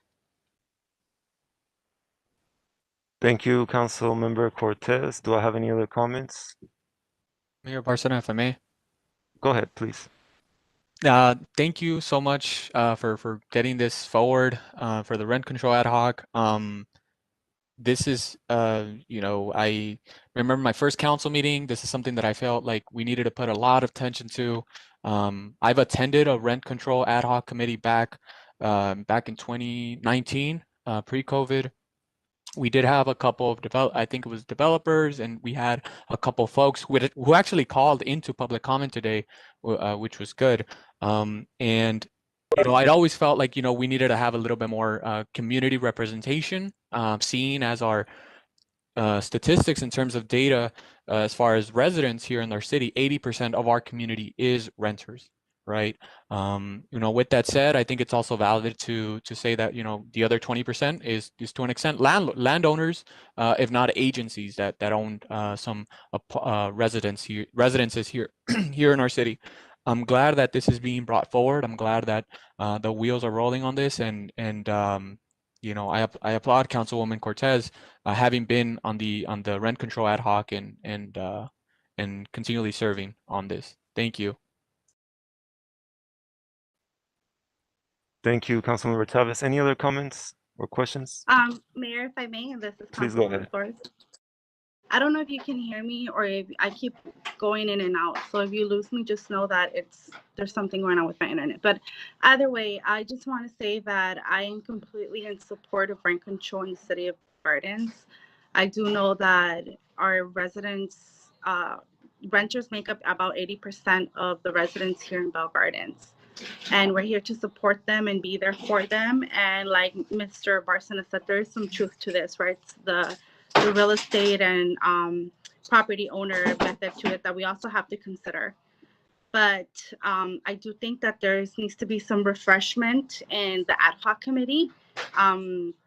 I do think that there should be community activists as a part of this. I know that the Latinas for Reproductive Rights has been very active on this matter, and they're out there on their own, just advocating for the community. And I do feel that a member of that social environmental group that's here in Bell Gardens should be a part of it. And I also believe that we need to do something different as far as a real estate agent. Are we going to be changing that? Is it going to be the same person, or are we going to be changing the realtor that's going to be a part of this committee? Because I know that in the past it was Mr. Aceituno. So I want to make sure that we do have with a fresh pair of eyes to look into this matter, and that it's a new realtor. We're going to continue on that path. Councilwoman Flores, the Realtor was not Councilmember Aceituno. He was in representation of his council role. We had a separate Realtor that was part of his committee, and I believe Gus would have to reach out to see if he's still available, but it wasn't Mr. Aceituno. I do remember that he was the one who added that portion, so maybe I'm just intertwining both of those since he is a realtor and he is a council member here, well, was a council member at the time. So I just want to make sure that we're not taking steps back and that we're moving forward and making sure that we have new people on this committee. Thank you for your comments, Councilmember Flores. Gus, I have a question for you. What will be the next steps once we determine that we're, reconvening the ad hoc committee? Would we verify that the members are still eligible to represent the residents there? That's correct, sir. We would reach out to the ad hoc committee members that were on the committee the last time to make sure that they're still wanting to be part of the committee. We don't know, maybe things have changed and they no longer can participate. And then we would also add the new members based on recommendations from the council. Thank you, Director Gus Romo. So I will, unless there are any other questions or comments, I will go ahead and make a motion to restructure the ad hoc committee for the rent control to 7 members, and the additional 2 members would be organization that deals with those issues, and the other one to be a tenant. And to schedule a meeting, the next meeting of the committee as soon as possible. Mayor Barcena, may I second your motion, but may I make a small amendment? Please go ahead. I believe today we have to pick the second council member to be added to this ad hoc, and I'd like to nominate you, given that you have had some meetings with the tenant group. Thank you, Councilmember Cortez. I will go ahead and modify my motion, or I will let you do that motion instead, because it will be silly to nominate myself at this point. Well, I think we could just add the amendment. So if you accept my amendment, then I would second the motion with the amendment of appointing you as a second council member onto this ad hoc. Okay, so then I will amend my motion and I'll nominate myself, and I'll have a second by Councilmember Cortez. So we are going to go ahead and vote on that. Councilmember Chavez? Yes. Thank you. Councilmember Cortez? Yes. Thank you. Councilmember Flores? Yes. Thank you. Mayor Pro Tem Pulido? Yes. Thank you. And yes for myself, so motion carries. Mayor Barcena? Yes, please go ahead. Quick question. Do we know the organization that's going to be on the ad hoc committee? We don't know for certain right now, but it could potentially be one of the ones that we've been working with. So we are taking suggestions. I'm not sure if they reached out yet to our director. Last thing I heard, there were going to be some suggestions submitted to us, but I'm not aware of us having received them yet. Have we received anything, Gus? Not yet, sir. No, but Okay. they did tell us that they would get them to us shortly. Okay, great. Okay, Mayor Barcena, if I may suggest, in terms of community organizations that are hearing this council meeting, one of them being the California Latinas for Reproductive Justice, the Unión de Vecinas here in the city of Bell Gardens. I was formerly a member of the Unión de Vecinas, and I worked with them extensively on the rent control, ordinances that we were trying to get pushed forward. And I would really consider them to be a part of this, having them already been established, contacting residents here in our city, and really organizing for our community. I think at one point they actually were protesting, or they had done a caravan or something. So they're really involved on this issue, and I applaud them for that. Thank you, Mr. Chavez. Yes, those are some of the groups that we've been working with closely. So I'm sure that they will be very interested in submitting some potential candidates for the ad hoc committee. Thank you. Mayor, if I may, I'd like to make a comment right now. Please go ahead. To everybody listening in today, and I hope that you are, and if you're not right now at this very moment, you watch the video later, please be involved within this committee, because we all work really hard to make things like these possible so that we can protect our residents and their rights, right, to live here. to have home security here within our city. And it's sometimes it's heartbreaking when we don't have enough turnout, enough people participating in things that directly affect you. So si están escuchando, por favor participen en estos foros que son para ustedes, dedicados a ustedes, que son a gente que renta aquí en la ciudad. Lo hacemos para ustedes y queremos que ustedes estén involucrados, porque a veces no están suficientemente involucrados, y es por eso que tal vez una gente viene y se toma ventaja de nosotros porque no tenemos el conocimiento. Pero quiero invitarlos a que sigan participando y que por favor estén al tanto de lo que pasa aquí en nuestro concilio, porque nuestras decisiones les afecta directamente. Y no solamente a lo de la renta, pero a muchísimas cosas más. So that's all I wanted to say, Marco. Thank you. Thank you, Councilmember Flores. And now we are going to go ahead and move to item number 11. City Manager, will you please announce the discussion? Thanks again, Mayor Barcena. So this item was brought to us by a Bell Gardens resident who's working on, I believe, her master's degree. And she brought up an idea of providing electrical outlet access to homeless population. She had a discussion, I believe, with Councilwoman Flores and also with our Community Development Director. At this time, I'm going to go ahead and turn over Gus to talk about it a little further, and I believe we also have the resident as well to talk about it. And then we've got a couple recommendations as far as moving forward. So go ahead, Gus. Oh, thank you, sir. Our resident, Ms. Myrna Cornejo, is going to be called by our city clerk as soon as I just finish a brief report. So Ms. Myrna Cornejo had brought this up to one of our council members as well as staff. The idea of trying to protect our homeless population. You know, she's a very active student working on her master's program, and she had brought up the idea of providing electrical outlets to the homeless, especially the recently homeless, to still keep connected with resources, to be able to plug in their cell phones and continue in contact, be able to plug in a tablet and so forth. As we looked at it and we discussed this, though, some of the comments that were provided to Ms. Cornejo had to do with concerns related to accessibility for those outlets out there. If we had these, for instance, out there, we wouldn't be able to really distinguish between the general population and the homeless population. They would be available to everyone unless these outlets were somehow monitored. The concern was also that who would be paying for the electricity on this? It would be borne by the city, or would it be borne by SCE or somebody else, possibly seeking a grant through the state? And another concern was liability of space heaters. If somebody were to plug those in at nighttime to keep warm, whether there would be a fire hazard or a possibility of rainwater, connecting to those and causing, just some damage. So Ms. Cornejo understands these concerns. We also talked about the fact that some of this could go to the state representatives to maybe do statewide legislation. So it wouldn't be just one city doing this, because the concern has always been with the homeless population, attracting the homeless to one particular area, and then possibly now having an encampment within that area that would impact the residents that are living in that vicinity. So with that, I'd like to go ahead and call Ms. Cornejo and see if she can provide some additional comments.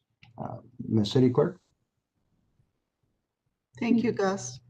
I'll go ahead and proceed with the call.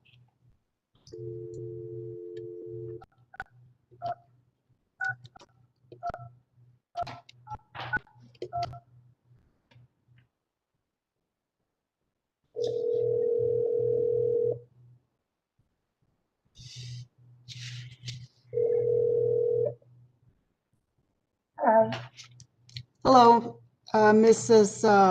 Myrna Cornejo? Yeah, this is she speaking. This is Jane Halstead with the City of Bell Gardens. I'm calling you. We're at the item you were going to speak on, homeless population access to electricity. So you can go ahead and address the mayor and city council now. Thank you. Mhm.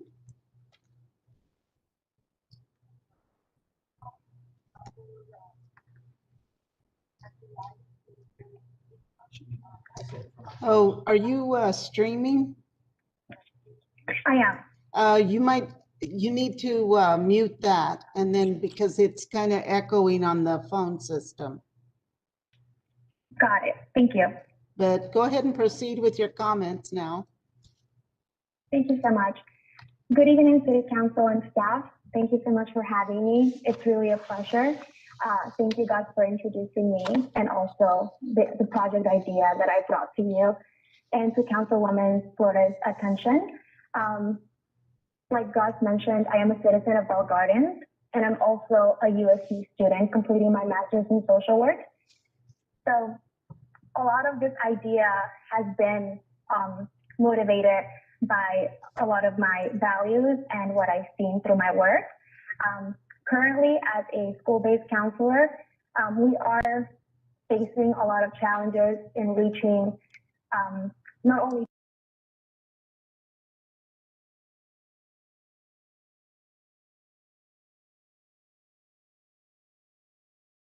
She's speaking because I can't hear her.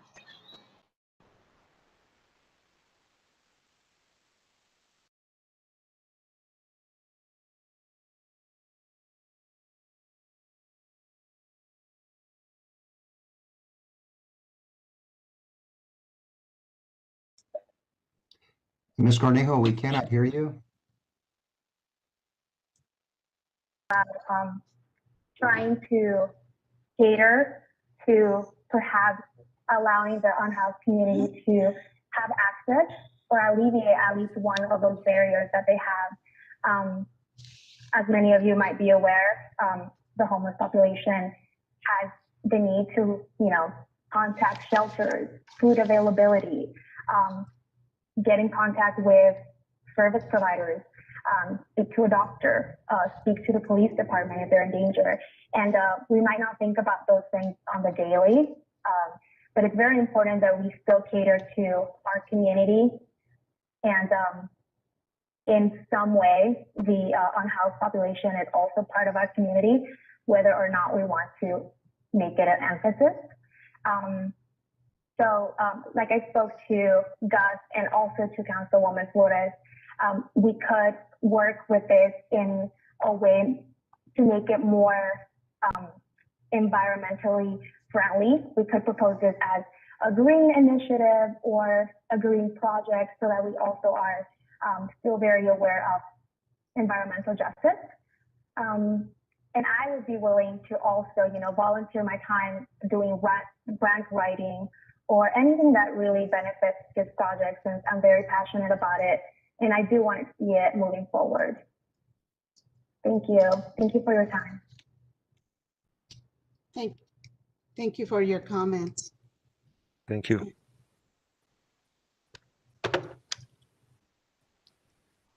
Do we have any other items to be added to this particular subject from our directors? Or actually, before I open it up to the council for comments, I just want to check in with staff to see if they have any comments as far as the possibility of this being a program or something that's implemented in the city.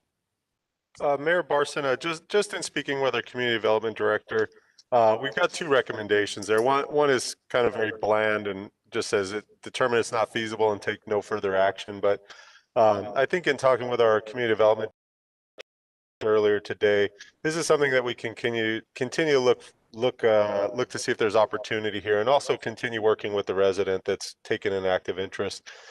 So our recommendation would be recommendation number 2, which would be directing us to conduct further research and report back findings at a future council meeting. We continue working with the resident as well.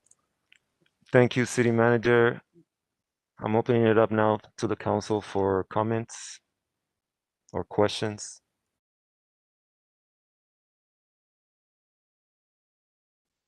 Okay, I'm going to go ahead and just ask something very quickly here.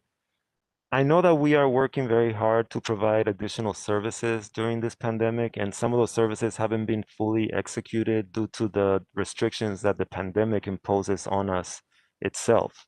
And I think our Recreation and Community Services Director knows exactly what I'm talking about here. And I just want to point out that some of those services these services do not exclude our homeless population. I know, for example, now we offer Wi-Fi at several of our locations, and I know that these centers are going to be open as soon as we can. So I'm assuming just by common sense that some of these centers will have computer access and some of the items that require electricity that many of these homeless individuals will probably need. Is that something that we can maybe perhaps find an opportunity there to not necessarily create a new program, but make sure that we're offering our services equally to all members of our community, including the homeless population? I think I'll look at, ask Roseanne, our Recreation Community Services Director. I think she can fill in and answer some of those questions, Mayor Barcena. Thank you so much. I really appreciate that. Yes, Mayor Barcena, just for a point of reference, we do put out charging cords or charging strips at our community centers on a regular basis. At times when we do have residents or our teens come by and they need to charge up their phone, we just kind of run a strip out and allow them to charge up their devices. There are some electrical boxes in and around Ford Park as well as Veterans Park. And absolutely, the Wi-Fi is being accessible, and as at the centers, people can be able to charge also. It's not something that we're publicizing, but we're not prohibiting anybody who comes by and needs to charge something up. They just, we try to keep it during our business hours, just for the safety and not to have some overnight camping and those type of items. But usually before 7 o'clock, it's not a problem, and people are charging at our parks. Thank you for that update. I gotta say that I've been to our sports center and I have noticed that there are some areas where some of our homeless population does plug into to charge their phones. But again, I do agree and would be concerned that if we take this into a full-blown program, that we will probably need to have the right measures in place to handle the presence of these members of our community in areas where we didn't expect to have them there, and also the whole issue with the heaters.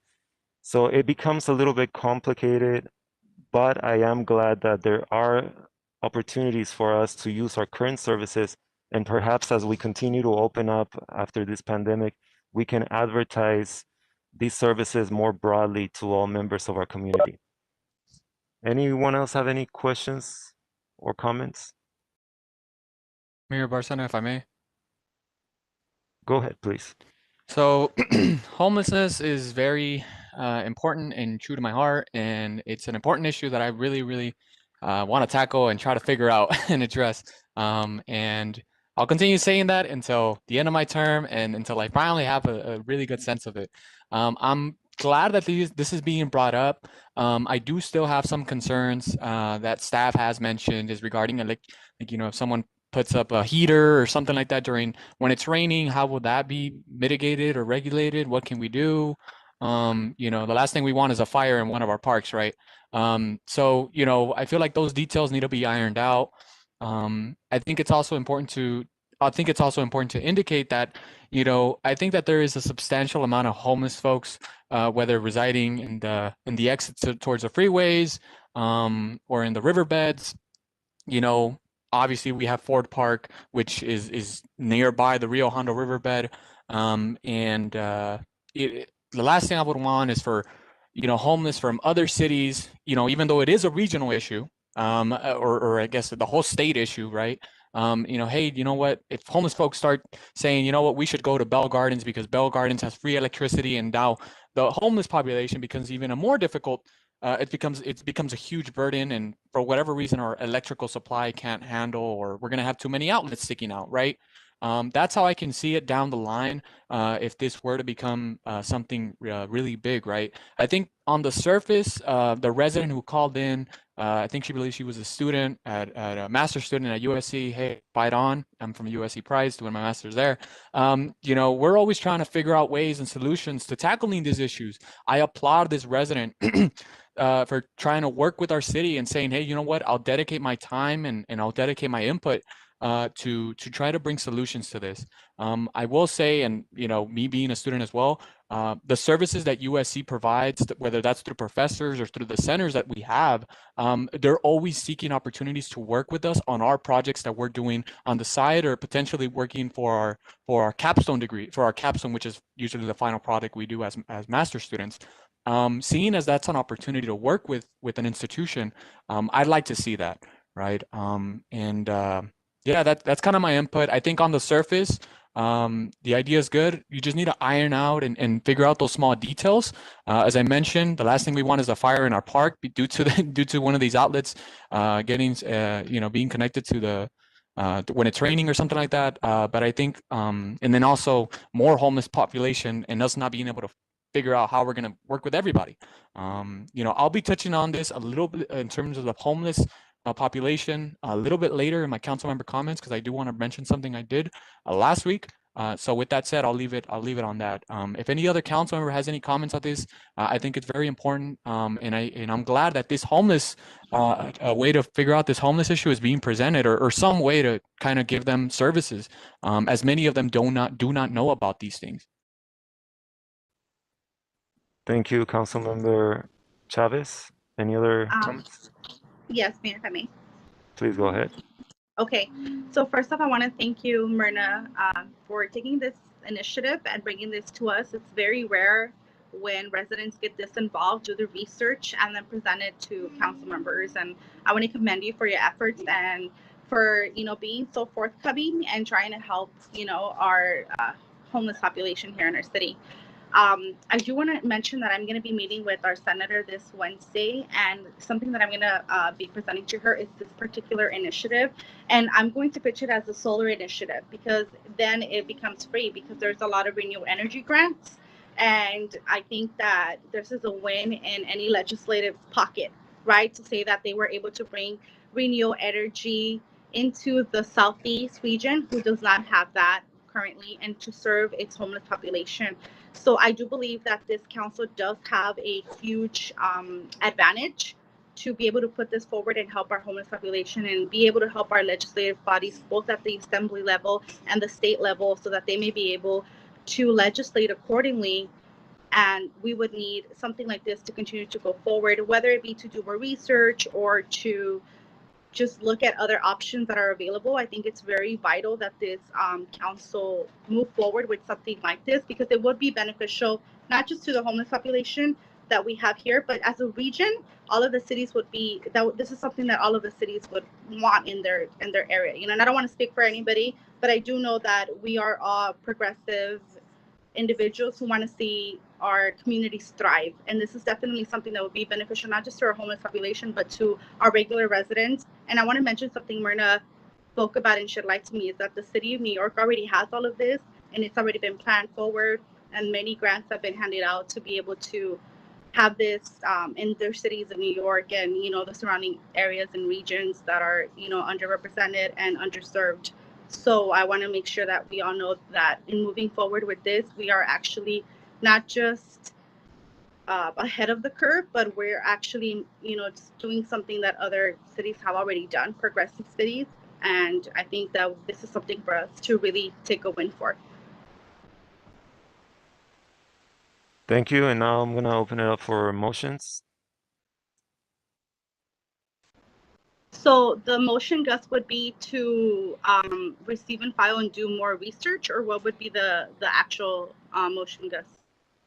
It would be the second one, Councilmember Flores, or Councilwoman Flores. It's direct staff to conduct further research and report back findings at a future council meeting. So then I'd like to motion the second option on the agenda. Okay, do I have a second? I'd like to second that. But quick question, Director Romo, in terms of turnaround time? When would this research be brought up to us again? And specifically, if we can conduct research within our region, right? You know, I like New York and I like what other states are doing, but I'd like to see specifically data in terms of our region, maybe either including some homeless numbers that we have, because I know I did participate in our homeless count the last time around, and identifying that data. But in terms of turnaround time, how are we looking with that? We're looking at about maybe 2 council meetings from now, sir. What I'd like to do is be able to talk to our Public Works Director as well as our Parks and Recreational Services Director, and also reach out to other cities who might be looking at this, perhaps through the Gateway Cities COG, and be able to brainstorm some ideas. Thank you so much. Okay, I have a motion to direct staff to conduct further research and report back findings at a future council meeting by Councilwoman Flores and a second by Councilmember Chavez. I will go ahead and take it to a roll call. Chavez? Yes. Cortez?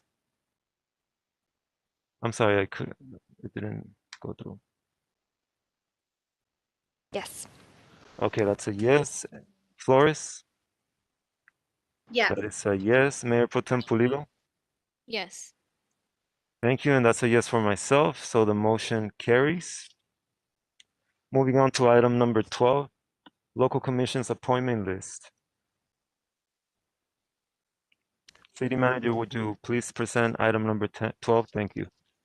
Thank you again, Mayor Barcena. This is an item that we bring forth somewhat regularly. We've got some vacancies on various commissions. So at this time, we'd open up for council members to nominate candidates for their specific vacancies. I'd like to make a nomination. I'd like Go to ahead. nominate Christian Mendez to the Senior Citizen Commission and Isabel Guillen to the Parks and Rec Commissions. Okay, do I have any other nominations? Or actually, I will go ahead and ask if there's a motion to approve those nominations. Okay, seeing none. Are there any other motions? You know, before we continue, Mayor Barcena, I'd like to really request that my colleagues support my commissioners. We need to understand that these commissions are vacant, and at some point or another, they can fall out of quorum because there's not enough members in the event that one of the 4 don't attend. And I think it's important that, you know, we remove the personal disguise or dislikes that one may or may not have, and really be diplomatic here and accept the commissions that I'm appointing, because at the end of the day, it benefits the community. Thank you for your comment, Councilwoman Flores.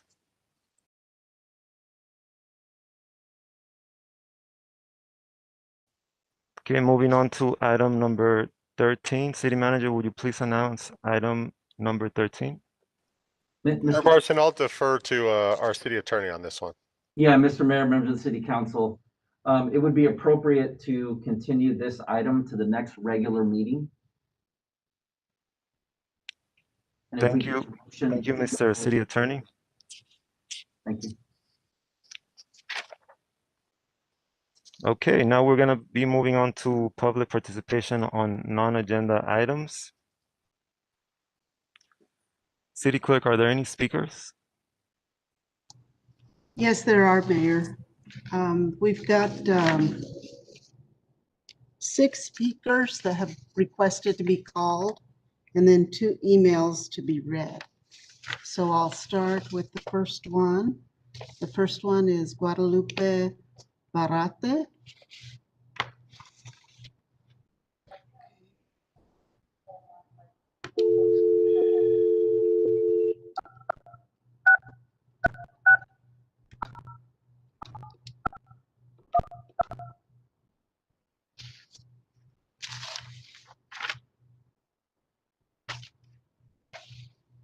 Goodbye.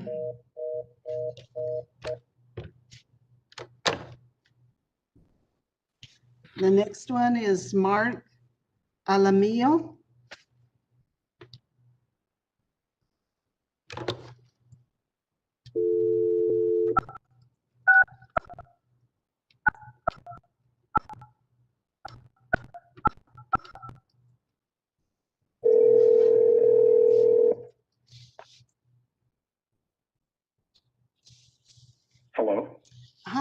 is this Mark?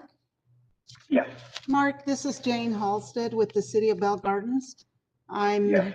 here with the mayor and city council members. You can go ahead and give your comments. You have 3 minutes to speak, starting now. Good evening. As a concerned resident, I am addressing you, mayor and city council, along with you, city manager. I was frustrated to learn that yesterday, Dell Records, a business here in Bell Gardens, hosted an indoor meet and greet that had hundreds of people attend. Pictures and videos on social media show that the musicians Dell Records had on display were not wearing masks, nor were most who attended. How is it that a business who has ties to the city and our congresswoman be allowed to host such an event? Proceed with caution with this business. There is a reason why a federal judge signed off on a search warrant for this business last summer. The most egregious part is that yesterday's event is something that has been all too common during this pandemic. Social gatherings with disregard for public health have been the norm in the city, with no action to stop them by city officials. Upsetting most is that the city of Bell Gardens ranks number 2 behind the city of San Fernando with one of the highest COVID case rates for an incorporated city in the county. At least 8,016 infected with COVID in a city with 42,000 residents. Data provided by the county health department tells us 88 members of our community have died due to COVID-19, 88 families destroyed. Now, Bell Gardens is trailing behind with vaccinated residents. While the most affluent and least COVID-affected cities in our county have vaccination rates pushing 30%, Bell Gardens sits at 7.5. Yes, a fourth compared to those cities. How is this okay? Why is it okay to have a Bell Gardens community clinic vaccinate 125 residents a day while other county sites vaccinate 4,000 daily? What are you, as elected officials, leaders in our community, doing to speak up against this health injustice? This isn't about sending a letter to Governor Newsom through your lobbyist. It's about picking up the phone and calling Supervisor Solis directly. If she can't pick up, call her Chief of Staff, Cindy Chen. It is, after all, the supervisor and her colleagues that are in charge of the county health department, the same department whose task it is to facilitate vaccinations. Call Congresswoman Roy Bellillard. Ask her for help in addressing disparities with vaccinations in our city. If she can't pick up, call her Chief of Staff, Anna Figueroa. I know we cannot count on our 2 state representatives. One is busy, never leaving Long Beach. The other is busy making headlines for the wrong reasons. It is your aggressive leadership that will address these community concerns. Bell Gardens can't be the hub of progress if it is sleeping on the job in addressing COVID-19 continued disparities. Concerned resident Mark Alamino. Good night. Thank you for your comments, sir.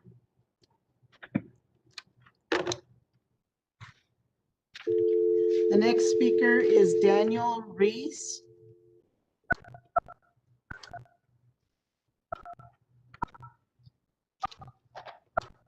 Oops.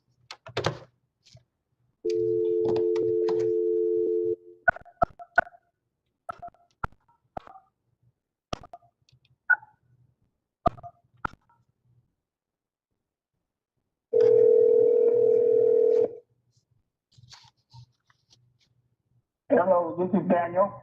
Yes, Daniel, this is Jane Halstead with the City of Bell Gardens. I'm here with the mayor and city council taking public comments, and you're up next. You have 3 minutes to speak. Okay. Shall we go on? Go ahead. Go ahead. Okay, yes. My name is Daniel. I live here in the city of Bell Gardens, and I've been having a big issue with the loud music with my neighbors. They put on the loud music. They have this thing they call the DJ. They talk through it, and then they play loud music again. And in trying to solve this, I have gone to the chief of police in the city of Bell Gardens, and I have also got to see 2 lieutenants in the city of Bell Gardens.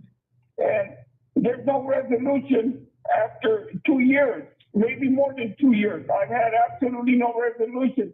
The officers come out and they get it turned off. After they turn it off, 5 minutes, at the most 15, the neighbor puts the music back up. Now, the ordinance that exists, I'm not aware what they say or how they're worded or who worded them or what.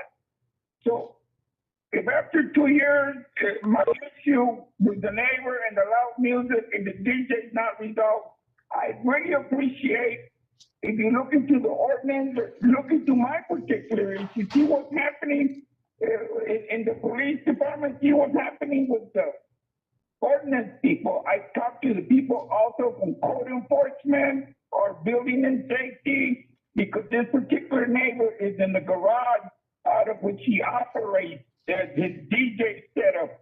And they just came out and looked at the garage and they left. I thought you weren't supposed to live in the garage, but I don't know code enforcement. I don't know ordinances. So I really appreciate it this time. This is like this is my last water hole before I cross the desert. This is the end. And I need your help desperately. And I would surely appreciate it if you take this to heart. This is about sleep. This is about rest. This is about living. And this is about not having loud music surround me Sunday morning at 6 a.m., at 2 o'clock when I get home from work, you know, around the clock.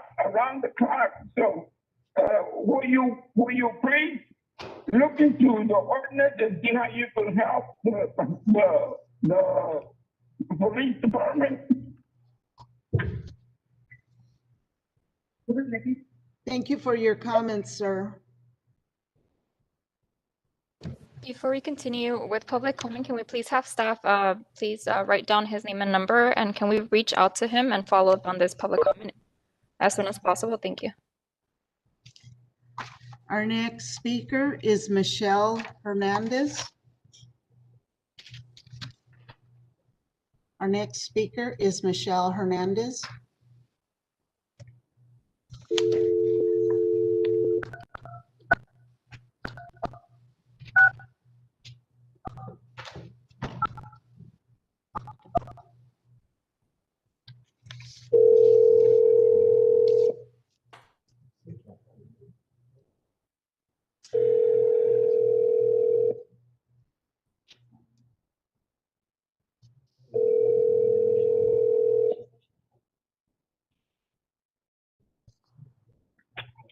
Hello. Hello. I need to speak to Michelle Hernandez. Is she available? She is available. Okay. She's having a bit of trouble speaking right now, breathing, but I can pass her. I can put her on the phone. Okay. I think it's something sure, but she's here. Okay. Thank you. She's been preparing to give her public comment. Okay. This happened right before the phone started ringing. Okay, sir.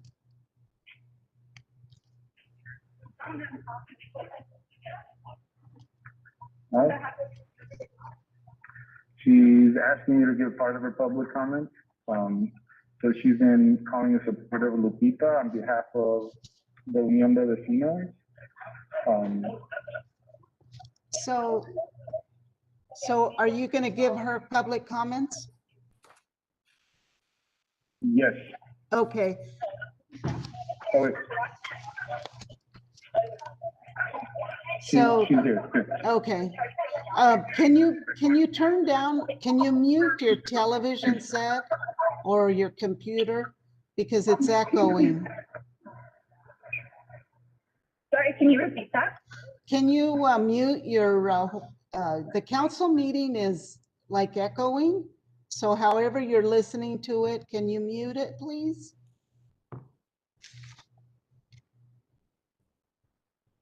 Yes. Okay.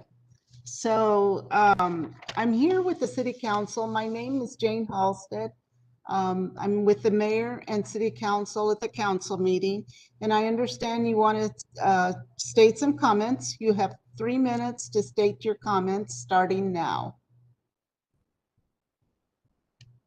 Go ahead. Okay, thank you. Sorry about that. No problem. My name is Michelle, and I'm calling on behalf of the Unión de Vecinas of Bell Gardens. And I'm calling to just express support for one of our members, Lupita, who I believe either already gave her comment or is going to give her comment. and has reached out to the council about this already.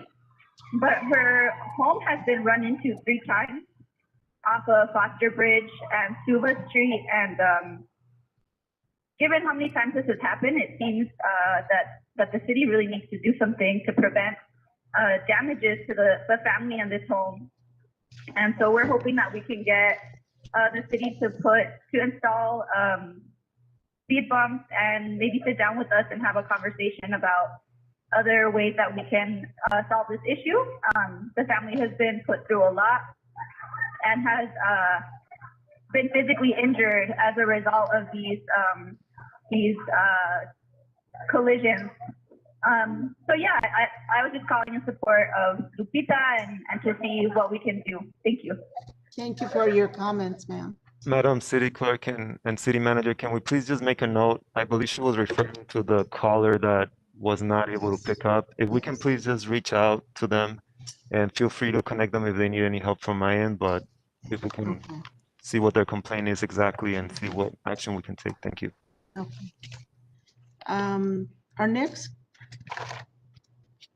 Our next caller is Veronica Veramontes.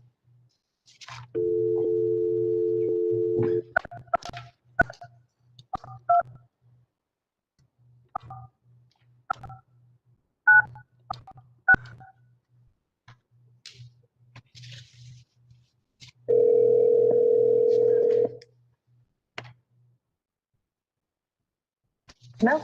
Hi, is this Veronica Veramontes? Yes, this is her. This is Jane Halstead with the City of Bell Gardens. I'm here with the mayor and city council at the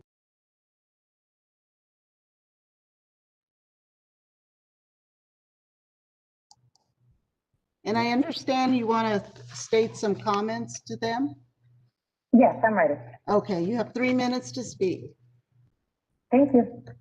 Good evening, everyone. My name is Veronica Viramonte. I live at 6000 Quinn Street in the city of Bell Gardens.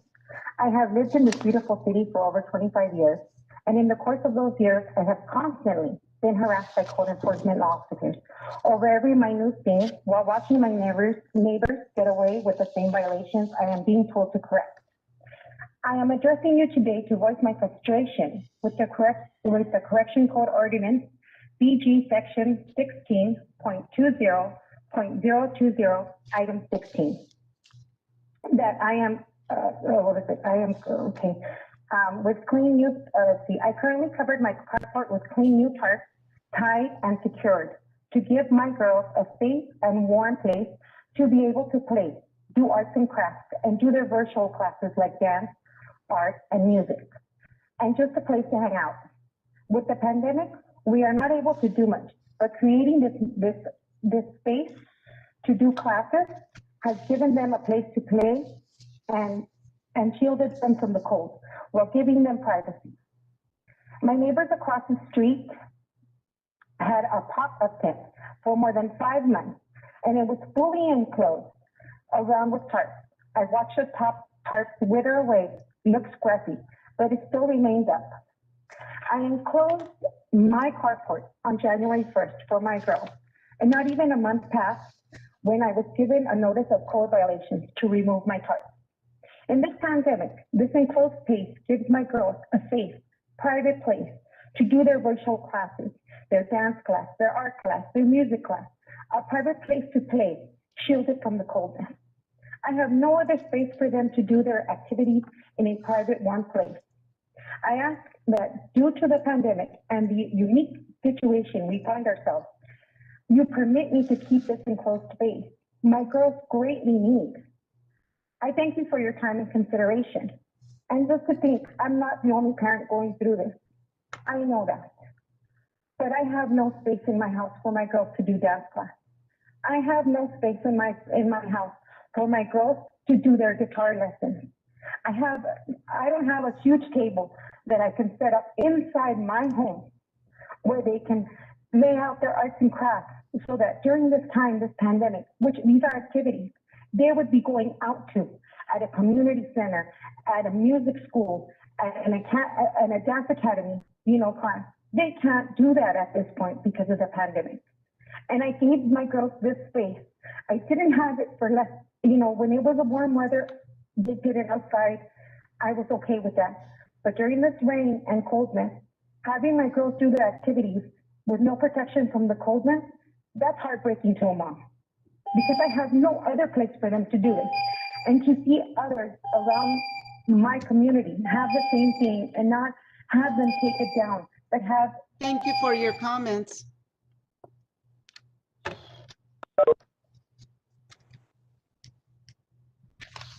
And we do have one speaker that will be participating via WebEx, and she's online. I see her name, Christine Dimas. Good evening, Christine. My name is Jane Halstead. I'm calling so you can state your comments before the mayor and city council. Please announce your name and state your comments. You have 3 minutes to speak. Good evening, Mayor Barcena and City Council. My name is Christine Dimas. Can you hear me? Can they hear me? Yes, we Yes. can hear you. Thank you. Okay, great. Okay. I'm speaking tonight in regards to my last time I spoke in public comment, which was February 8th. The MUSD community is looking for support still. And I'd like to modify my request by asking for a possible comprehensive zoning analysis of Bell Gardens. I'm not sure what the costs involved are, and I'm sure that your planning and your zoning departments can help with that. But I'd like to move away from the idea of targeting charter schools in general. After doing some homework and talking to key individuals regarding the moratorium, I see that my request can be looked as biased. And indeed, with the discussion about charter schools, there could be tension. And MUSD still needs help.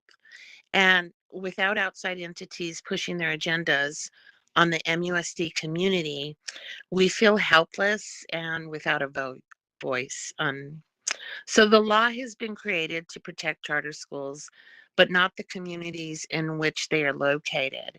And let me state again, like I did last time, this is not about taking away choices from your residents. With a comprehensive zoning analysis of Bell Gardens, you'll be able to see how many schools are actually in Bell Gardens and determine if more will be needed. Since public schools and charter schools are considered businesses that do not generate tax revenues, it's likely that an additional school would be built and zoned. So this is where you come in.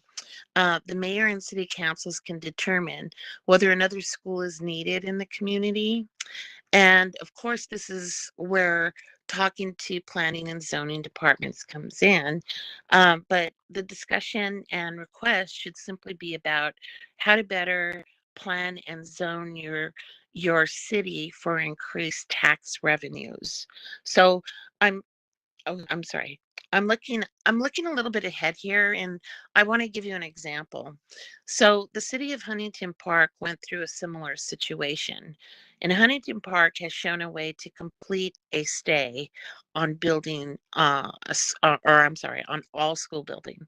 I have sent Mayor Barcena some information regarding the legal aspects of our requests, and I'm hoping with the information provided, it will help and, if anything, continue the discussion to protect our most vulnerable Thank you for your comments, residents. Ms. Dimas. Thank you. Thank you. And I have two emails to read. The first one is from Susie de Santiago.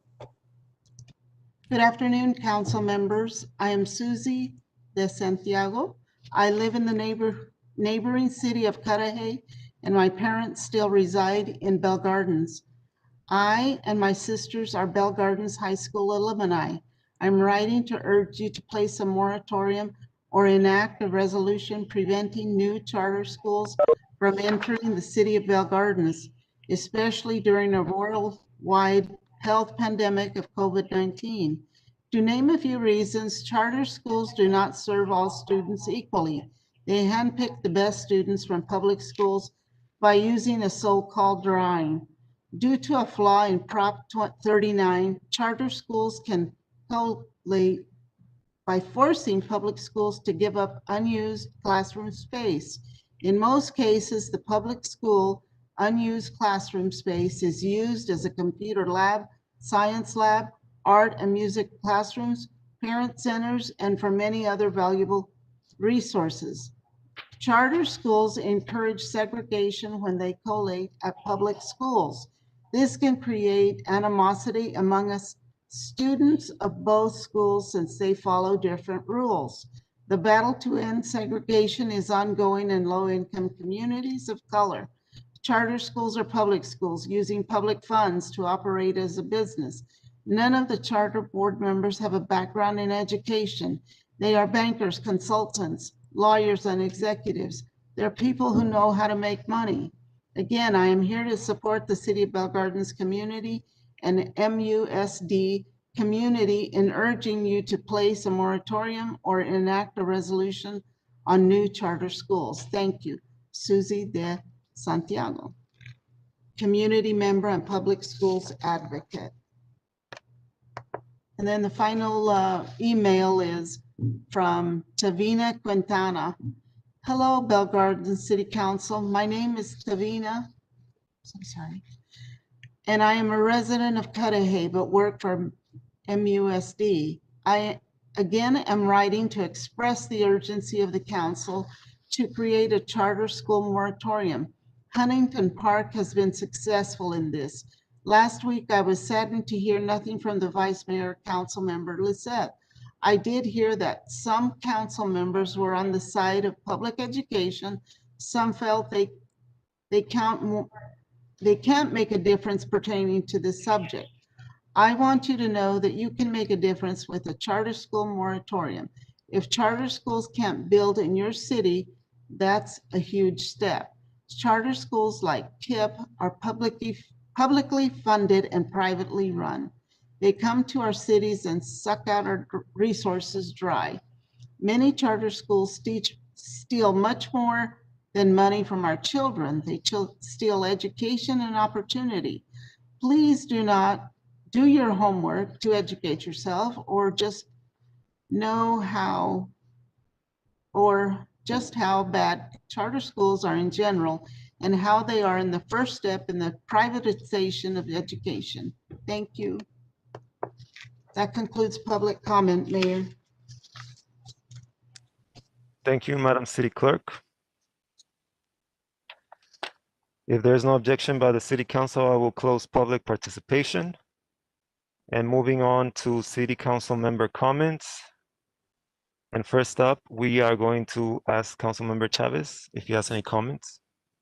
Thank you so much, Mayor Barcena. I have a decent amount of comments. I'll try to speed through these. So first off, it was just called in regarding charter school moratorium, and also Christine, who actually I believe stayed throughout the whole council meeting and heard waited till she got to speak about her comment in regards to potentially us getting informed with the zoning or a comprehensive zoning analysis. Maybe in the future, Director Romo can probably either do a presentation, or if he can go ahead and forward us that information in terms of what are our in terms of the zoning, right? It seems that the concern is whether or not we can build another school in our community or another school can be built in our community, and whether or not that's even needed. I want to make sure that the residents know that our school district, the Montebello Unified School District, is having a community forum this Wednesday, and I invite the council to join on this in regards to just hearing out the community forum. It's open to anybody, administrators, teachers, residents, and it's just a thought talk, right? Let's just talk about this topic about charter schools. I'm not that well versed on them, and I'm certainly going to be in attendance because I really want to get educated on this topic. topic. At the same time, I think it's important for us to acknowledge the demonstrations that happened today in our for our council, right? Maybe not necessarily here present during the public comment. Well, they were present here in the public comment, but I meant in the streets. So, you know, I believe a demonstration was presented, and we could have easily heard it. There were vehicles from a perspective organization. I think it was Save MUSD, who were basically asking us to put a sort of a moratorium put in place, right? But moving forward, I'd like to see a direction of maybe a zoning analysis or a comprehensive zoning study or something like that done for us that indicates whether or not what are our limitations. With that said, maybe if legal counsel can also present to us our options as a city, you know, to see if we could actually take direction and put a moratorium if that's what we decide to pursue. But let's just kind of get the layout of the field. Let's have an analysis be presented. I think that'd probably be the best direction at the moment.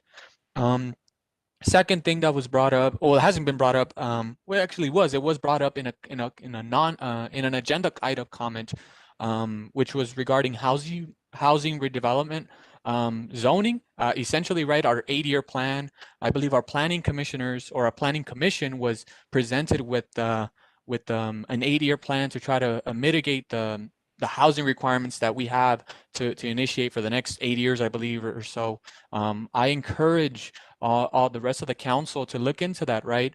There's specific requirements from, I believe, CEQA, the regional entity that is encouraging us to essentially put more housing, right? We have to meet our numbers. You know, I asked Director Romo, along with the planning staff, community development staff, to send us that information, send us that presentation, as it is very informative. And I encourage all council members to reach out either to Mike or reach out to Director Romo and set up a one-on-one. And let's also communicate with our commissioners in regards to this issue, right? Housing is such an important aspect once in regards to our community. And although for some, you know, maybe they don't feel as passionate about housing, but essentially, you know, if we construct more housing in our community, that's more cars being parked on our streets, right? So as we know, parking is a very important issue for our residents. So I mean, you know, although if you're not that passionate about housing, this is a way that we can kind of, you know, tunnel that energy towards maybe looking into housing. So I encourage everybody to look into the housing zoning 8-year plan. I believe that was presented. And I instructed Director Romo to send that out to all of us. Let's see. Another thing that I would ask, and I mentioned it briefly last meeting in regards to a crime report that potentially our PD could do. You know, I know that there's been an influx of crimes being committed throughout our city. At least that's how it feels like. I've been getting calls every once in a while in regards to, hey, you know, my catalytic converter got stolen, or anything like that. I'd like to see maybe some crime data being presented to us. If not the next council meeting, maybe a month from now. I think this is something that we need to look at. And I would also encourage PD to seek ways to mitigate this situation, right? How can we channel our energy to specific parts of our city, and what can we do? Because I feel that crime has been on the rise, and that's something that we should look into mitigating for the future. Let's see. So that's the third thing. Fourth thing, COVID testing sites. So if the council hasn't gone, or maybe staff hasn't gone, we have a COVID testing site here in our city. I believe City Manager Mike touched on this. You know, I went ahead and I did a sort of live stream, but not necessarily live stream. I just did a story in which I actually talked to Jose, who was the medical staff present, who I believe was the manager of the site here for our COVID testing site. I think it was 360 Clinic who was doing it. You know, I'm glad that we got that. I just hope that we also look into getting a vaccine site. That's pretty much what we should what I feel that we need in our community. And I'll be touching on the COVID vaccine stuff a little bit later, but I'm glad that we have COVID-19 testing site in our community. Let's see. Next thing, we had our fuel distribution this last Saturday. I was there present. I got to see staff there present. I got to see Hylas sharing that and posting it on the social media. I'm glad that we had Supervisor Armando present. You know, the event was really well run. We had residents who were still afterwards. I think it was 460 meals that we gave out, including diapers as well. I went ahead and I shared it on my social media platforms. I believe that the need is definitely there. I think it's something that we should continually look into, and having more food distributions. I believe we have the women and manpower with our parks and rec staff. And the need is definitely there. There was easily 20 to 30 vehicles afterwards. Once we had ended, once we didn't have any leftover food to give out. So I believe that the food banks, they're willing to give us more of these foods, food resources, or food boxes, produce to give out to our residents. So I would ask that for the future, we have at least minimum. I know we have once a month. We have food distributions. I would ask for two food distributions within the next couple months. So every 2 weeks, essentially. I'll be out there. I'll be helping out as much as I can. And because the need is definitely there. And I know our parks and rec staff, the woman and manpower is there as well, and they're up for the job. So that's something that I would really look into. And I want to applaud Supervisor Armando for being out there and supporting our staff. That was number 6, I think. 3, 4, that was 5. Number 6, we had sidewalk. I had a sidewalk vending committee with Councilmember Cortez. It went really well. I believe we're meeting this week as well. I'm glad that I was able to chime in on that. And yeah, it was a great meeting. Number 7, I had a meeting with Supervisor Solis's office in regards to the homelessness. I think I had mentioned that previously in the previous council meeting, that I was trying to get educated in terms of what we can do for the homeless population as a region, right? So I decided to reach out to our representative at the county level, Supervisor Solis. I was able to get educated on services that we provide and how we belong to the service planning area number 7, which is East and South LA. And they kind of gave me a layout of the coordinated entry system and how we go about reaching out to folks, right? So if it's an adult, there's specific numbers that we can call. Same thing with youth and families. So I think this is very important. I'll be sure to share that with the rest of the council as well. As we were just talking about homeless a little while ago. So I'm going to be in contact with our supervisor's office on this because I'm glad that she's going ahead. She's put attention to this issue in the Southeast LA region. Number 8, this Wednesday I'll be meeting with I'll be in a virtual sort of discussion with Supervisor Solis along with Dr. Ferreira and McGowan in regards to the vaccine rollout. I'm pretty sure the council, along with maybe staff, has seen the numbers in terms of vaccines that we've got to our community, to our region as a whole, right? In the map that was shown, Bell Gardens included, we have not had an appropriate vaccine rollout. I'm glad that in the city of Bell, there's the mobile vaccine stop. But this is something that I'm really going to be pushing forward in that virtual discussion, asking Dr. Ferreira and mentioning it to Supervisor Solis that specifically here in our city of Bell Gardens, we have some of the highest numbers and we need that support. So I'll be in that discussion. And that's number 8, I believe. Number 9, we were talking about third-party vendors, third-party service vendors, right? One thing that I forgot to mention that I believe Director Romo and I should have probably brought up was the options that are available, right? So we have DoorDash, Uber Eats, Postmates, Grubhub. There's also another option, which is called Chow Now or Chow Mao or something like that. Chow Now is a different approach to doing third-party delivery fees, right? So instead of restaurants or instead of essentially restaurants, businesses paying a percentage of what they're delivering or the third party, they will do a monthly charge to do these services for the restaurant, right? So instead of for every meal they give, instead of them taking the percentage, they'll just do a 1-month thing. That's actually worked better from what I've heard. I felt like we should have touched on that, but that's another option that our businesses can include. And I'm almost done. I got one more. That is for the ad hoc committees. So we touched on, in the past, we've talked about sidewalk vending. I just mentioned it right now. And then now in the future, we have our rent control ad hoc. Now, I want to make these much more inclusive of the community. Aside from just the 2 council members that are sitting on it, essentially representing the community, the people, let's go ahead and have some sort of structure in which people can kind of just hop on a live stream and see what's going on at these ad hocs, because essentially the discussion we're having at these ad hocs, let's go ahead and have these open for our residents. So, you know, just share that online, whether that's through the city website, through our social media. I think it probably, I'd like to see some sort of structure and just have them open to the public. That's all I'm asking for. Just have them so they can be shown. And with that said, I know it was a lot. I think it was 10 items, but they were all important. I like to report what I'm doing within the last 2 weeks. And thank you so much for everyone for hearing me out. I do apologize on the long report, but thank you. Thank you, Councilmember Chavez. And now moving on to Councilwoman Cortez comments.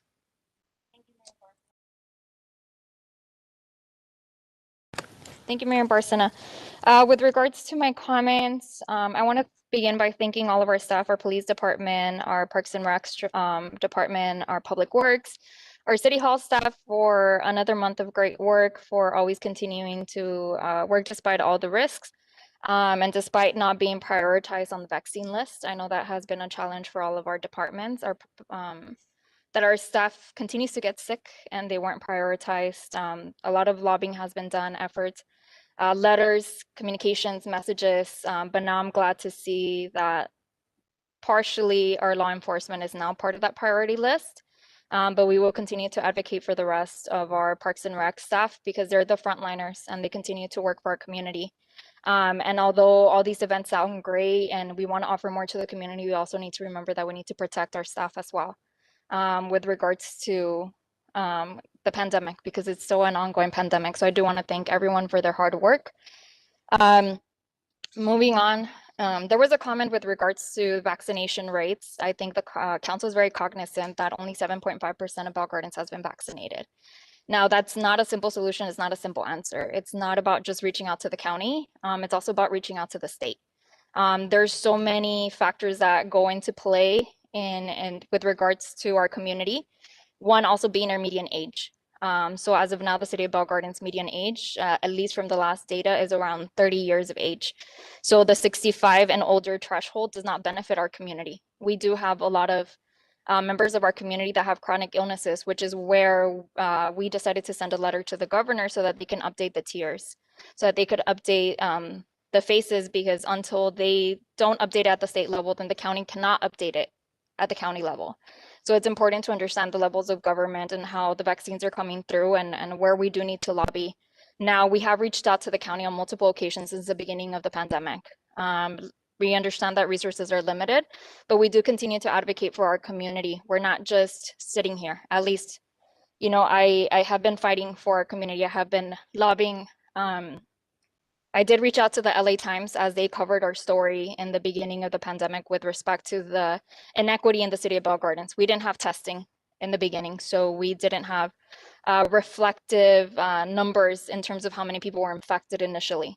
And the LA Times covered that story. I've reached out to them once more so that they can cover again the inequity in the Southeast with respect to the vaccines. It's not just Bell Gardens, it's Cudahy, it's Maywood. So we are proactively fighting and lobbying and trying to talk to our county representatives, and hopefully our assembly member and our Senate also pay some attention to our little city, so that they can help us as well to continue this conversation and to lobby for our community. But it's such a complicated issue, and we will continue to work on it. Also, Mayor Barson, I wanted to see if we can end this meeting in memory with a moment of silence in memory of the 500,000 Americans up to date that have been lost to COVID.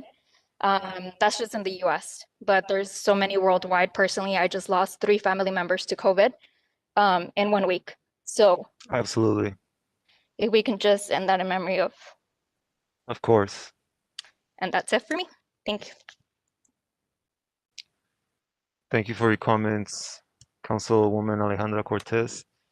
And moving on to council member comments from Ms. Flores. Hey there, everyone. Sorry, my internet's coming and going. I just want to, I don't know, it's kind of hard for me to get started after hearing what Councilwoman Cortez just said. So my sympathy goes out to you and to your family because, you know, it's really, really hard. My family has been directly affected as well. My father, a rare species of a man, has contracted COVID 3 whopping times, which is crazy. My brother works at Starbucks. He got it. My sister's works in a hospital in the front lines in the emergency department. She got it and gave it to her eight-year-old daughter and 3-year-old daughter. So I know what it's like. You know, my family has been directly affected. So I sympathize with you and I'm so sorry for your loss. So first I'd like to thank all the callers that took the time to be a part of today's meeting. I know it's pretty lengthy, but you know, these are the days where we get a lot done. You know, Bell Gardens is known for being a progressive leadership. You know, we are the ones who are always making calls to implement rent control, you know, when others are not willing to do that.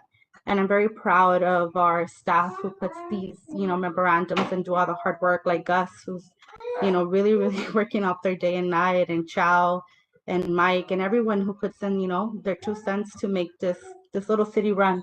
So thank you to everyone. I also want to thank Vecinas Unidas. I spoke to Vecinas Unidas, I think, for the first time, maybe about 6-7 months ago, and I did have an opportunity to listen to all of their members.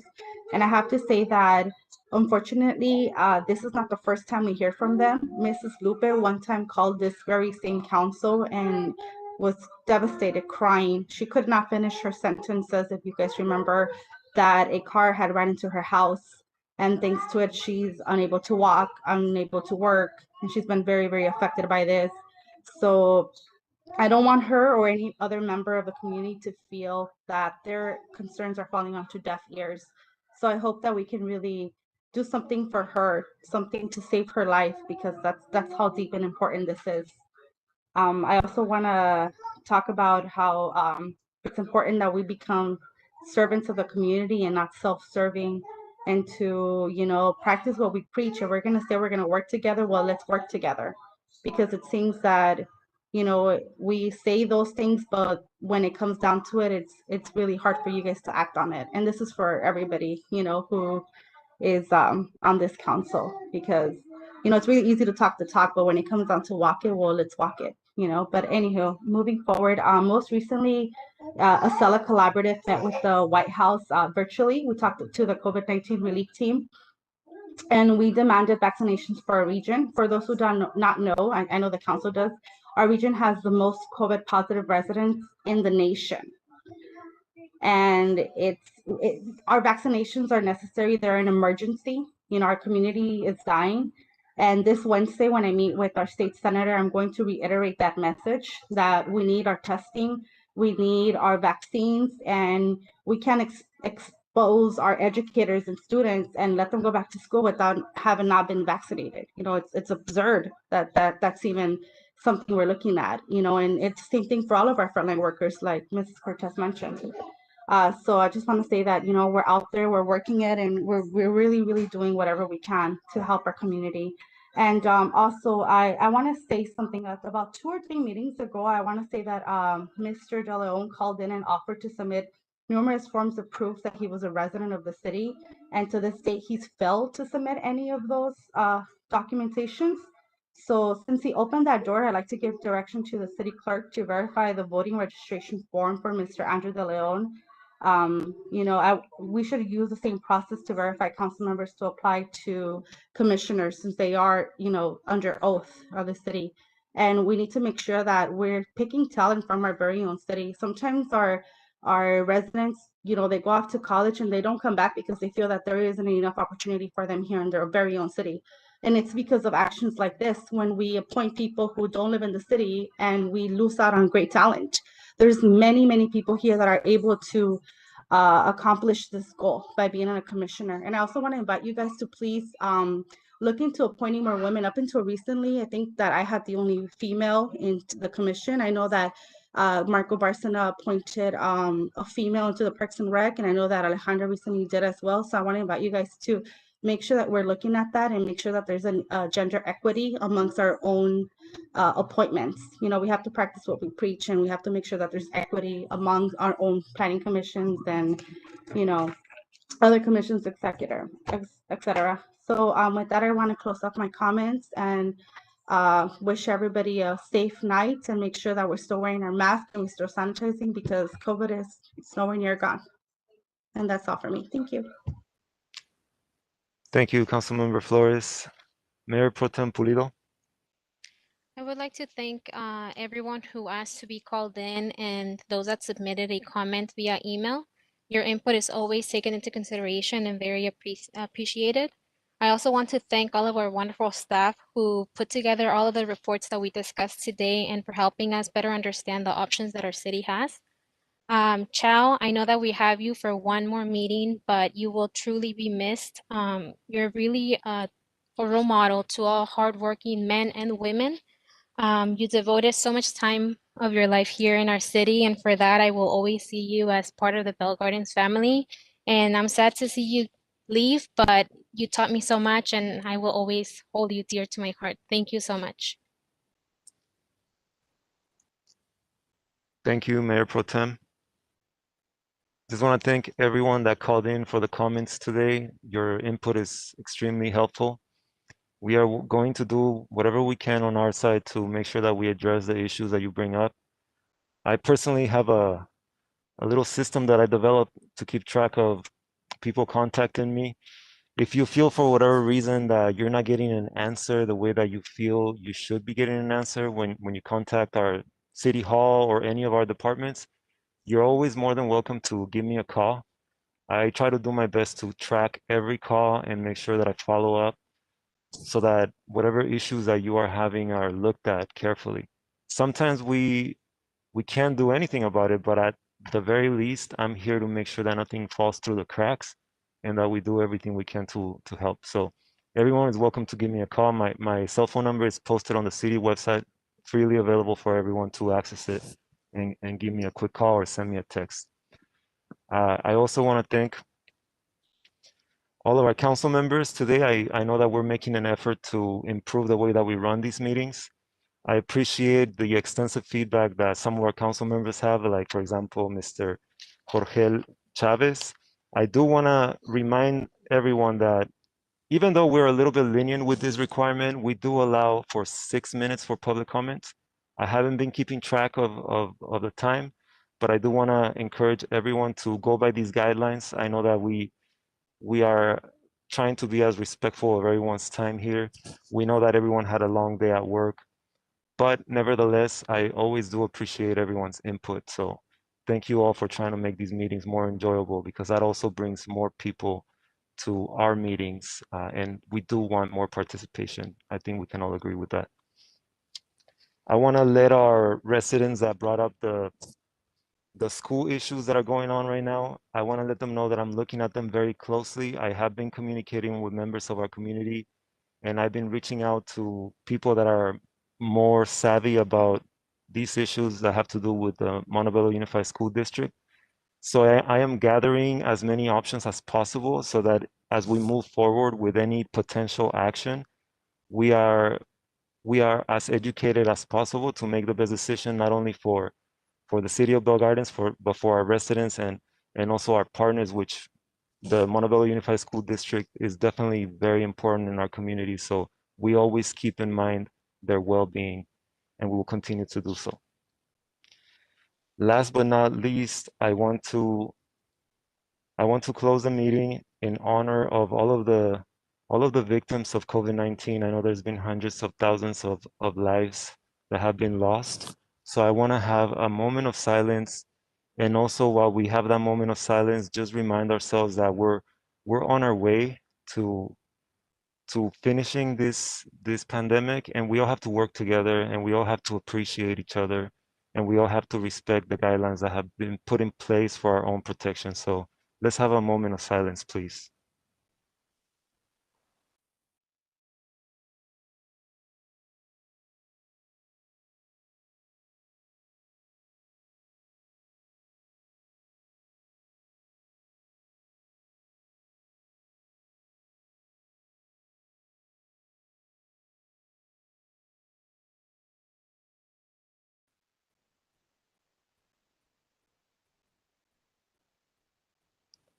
Okay, thank you, and my condolences go out to everyone that has lost a loved one, everyone that has lost a friend.